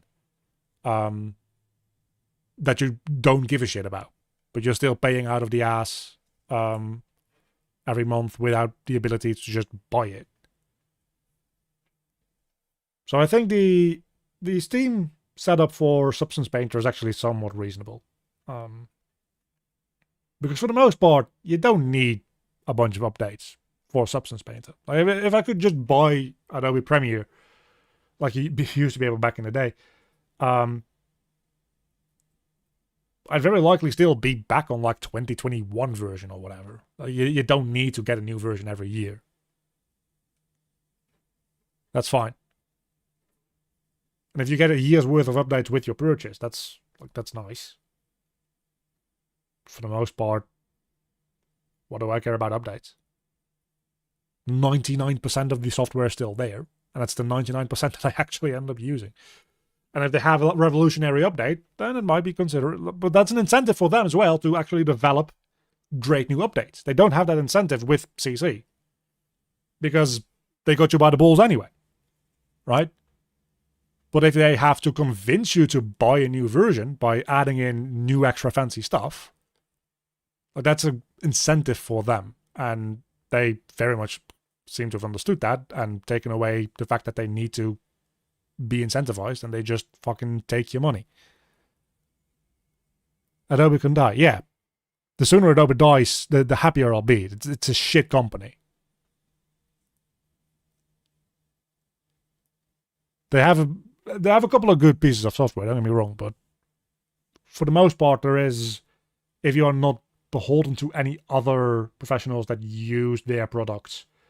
Like if you work with like Illustrator and you work with other people that need specifically Illustrator files, you're just fucked, right? But if you just work on your own and you have no other reason to like have to use Illustrator, there is alternatives to Illustrator. There is alternatives to Photoshop. There is alternatives to, well, everything but After Effects.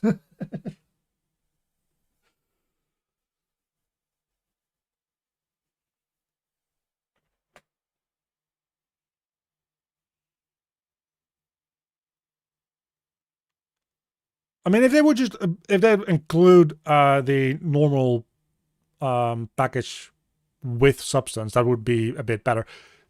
To be clear, if you actually use like more than 3 pieces of software out of the entire CC library, which, I mean, I did, it's a pretty decent deal still. Like you get the entire library of software, which again, for the most part, yeah, you get the entire library. You're going to be using only a handful of programs from it. But when I had Adobe, I used Photoshop, I used After Effects, I used Premiere, I used Audition. I sometimes used Illustrator because I needed to open Illustrator files, not because I'm actually using Illustrator, but I needed to be able to open them. To just like edit things slightly. Like take out a layer or whatever. At which point it's a pretty good deal. It's just infuriating that they won't let you buy the software. That's the main issue where I think all the other issues with Adobe stem from, is the fact that they no longer have an option to buy the software.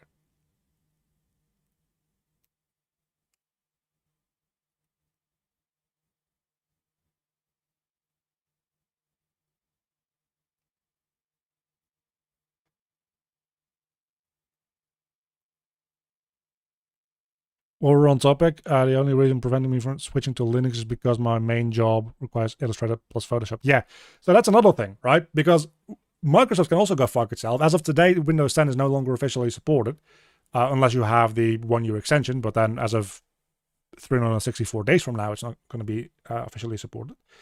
And I'm sure as hell not switching over to Windows 11, because even though I have a top-end PC, I don't have the one fucking like module on my motherboard that supports the file encryption that they need you to have in Windows 11. So I can't even upgrade to Windows 11 if I wanted to. And I don't want to, because it's filled with like AI bloatware bullshit. And like attempts at increasing user surveillance, which is like I'm not a fan of. So I'm not upgrading to Windows 11.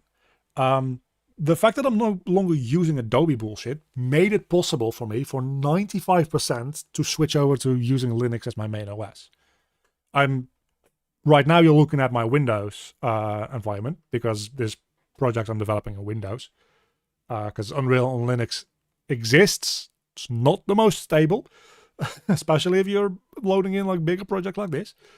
So I'm developing my game still in Windows, but when I just work, my everyday work job, or when I'm making most of my videos, I'm doing all that stuff on Linux, because I don't have to use Adobe anymore. And all the alternatives I have mostly run between fine and good on Linux, either natively or with Wine.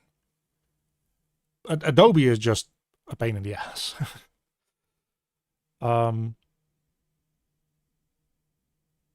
Unreal can just run on Linux without too much trouble. It used to be that you need to build it from source, but these days they kind of just provide you with binaries. And there's a community-maintained launcher that replaces the Epic launcher, where you can also have all of it, like your fab assets and your like project directories, just like you have in the Epic Launcher, but from Linux. It's community maintained though, it's not Epic official, which makes it fairly smooth to just work on Linux. A lot of the tutorials from the last like 3-4 months, as you've seen on my channel, are recorded on the Linux version of Unreal.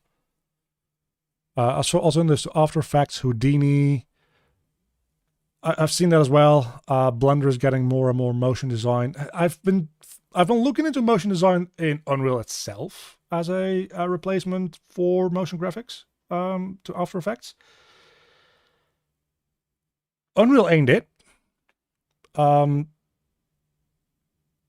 The issue that I find myself having with Unreal's motion design for the like day and a half that I've played around with it, and I kind of am afraid that Blender is going to fall within the same issue, is the opposite of doing 3D in After Effects, where After Effects is a very 2D program, which technically has 3D capabilities, but it sucks because it's very much made with 2D in mind. Kind of the same thing happens in reverse with motion design in Unreal. I want to make 2D elements, and all those 2D elements exist within a 3D space. So the layering of those things doesn't quite make sense to me. I prefer having just a layer stack where either it renders from top to bottom or from bottom to top. I can get used to either way.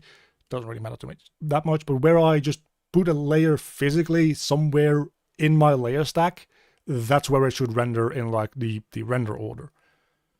That only really works within the 2D context, I understand that. And since Unreal renders everything in 3D, that doesn't really work. So if you want to layer things on top of each other, what you need to do is you actually need to physically move them back and forth in like the direction of the camera, which then introduces the slightest bit of perspective. You can, of course, try to like work with orthographic, but the moment you set your rendering camera to orthographic, you then can't zoom in anymore in Unreal Motion Design, as far as I can tell. So it's very much not designed to work that way, at least as of right now. So I'm kind of afraid that Blender would have the same issue. But all these things are that they work, and the same way that I'm using Fusion in DaVinci Resolve, it works. It's just a bit of a pain in the ass compared to how smooth working in After Effects is. After Effects is just a really good program when it doesn't crash. Asterisk, when it doesn't crash. But from like just a workflow perspective, it's also just because I'm more used to it. Like I have like 10 years in After Effects compared to between like days and months of experience within the within the alternatives that I've tried so far. So I probably will get smoother working with Fusion over time. I miss After Effects, man. VM or to device. I'm dual booting.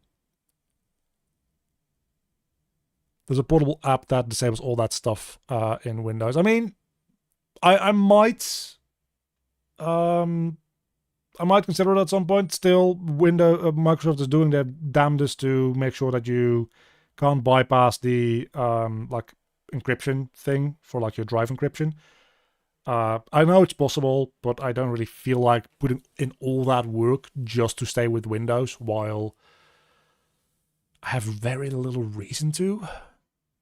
Aside from like a couple of programs that work a little bit better on Windows than they do on Linux these days. Like none of the games that I play have like the kernel level anti-cheat thing issue, and aside from kernel level anti-cheat, effectively every game on Steam works on Linux that I've played so far anyway. So there's a bit more troubleshooting sometimes involved in certain things, but like I'm a PC nerd anyway, so I don't really mind that. It's just annoying to have to restart PC if you want to boot over from one OS to the other, but it's not the biggest deal in the world.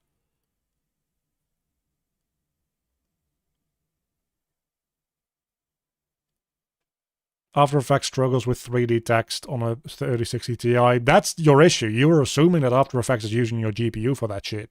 It's not. I don't think it is. I think it's rendering that shit on your CPU, which is why it struggles.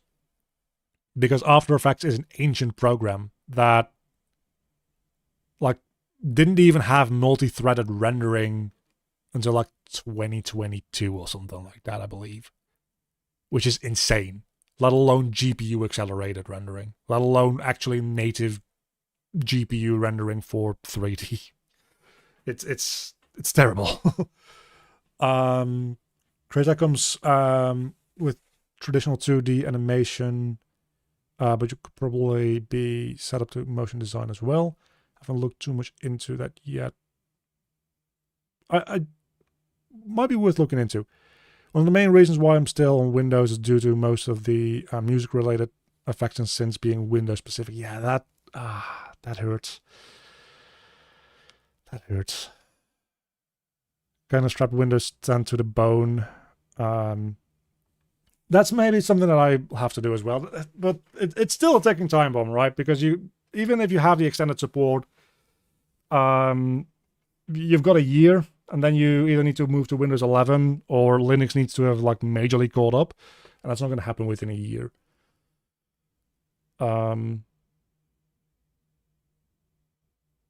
So, but if nobody moves over to Linux, it's going to stay sucky. So people need to fucking bite the bullet, and the more people are on there, the more it gets support and more the development happens for it, because, well, community efforts and stuff like that. But being a early adopter, and at this point I wouldn't even say going over to Linux you'd be an early adopter, but you still would have some semblance of growing pains. I know I do. Like, Affinity Designer doesn't have a native Linux version. And it doesn't just flawlessly work with Wine either. You need to have like a specific... Somebody made a specific setup for Wine that lets you run Affinity. I have no idea what the fuck is going on and why there works and the like default just normal Wine doesn't. But spent like half a day trying to get Affinity to work. But now I can do that. And still the like UI scaling for it is a bit fucked. And obviously, because it's running in Wine, I don't have my normal file explorer when I want to save a file. I have the Wine file explorer, which sucks ass because it's effectively Windows like 98 file explorer that it uses for some fucking reason.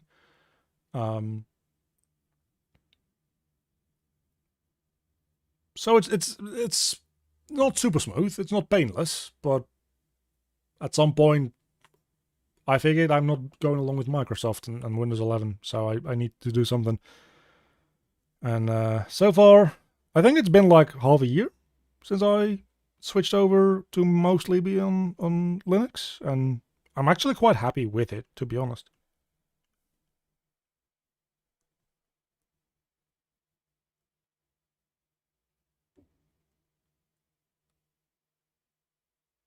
But yeah. For this project, we're going to need to stay on Windows. If nothing else, I need to stay on Windows because I need to be able to package the game for Windows. So I need a Windows machine around, at least, if nothing else, as a compiler. Because I looked into that. Doing that from Linux for Windows, it doesn't seem... Well, it is technically possible, I believe, with the right like tool chaining. Seems just easier to open up the project on a Windows machine and just package it there. For now, though, it's been a good one, and I'm going to head out because I am tired. And I'm going to have some food, and I'm going to watch some YouTube, and then I'm going to fucking sleep. I'll try to be back on Friday this time, for real. Again, it's taken me a little bit to get back into the groove of streaming twice a week, while also keeping up with the videos and the actual, like, work, just like daytime work. But I'm trying, so I'll try to be on on Friday, and I don't know what we'll be doing. I kind of want to, if I haven't done it by then, I want to take a deeper look into progressing the boss fight AI. My voice is leaving me. So maybe we'll do that on Friday. That'll be fun. I might have done it before Friday, depending on what I'm doing tomorrow or Thursday, but we'll see. Thanks everybody for hanging out, having a good talk about all the bullshit over the last half an hour about Adobe. It's always nice to vent about Adobe and Microsoft. So thanks everybody, and I'll see you later.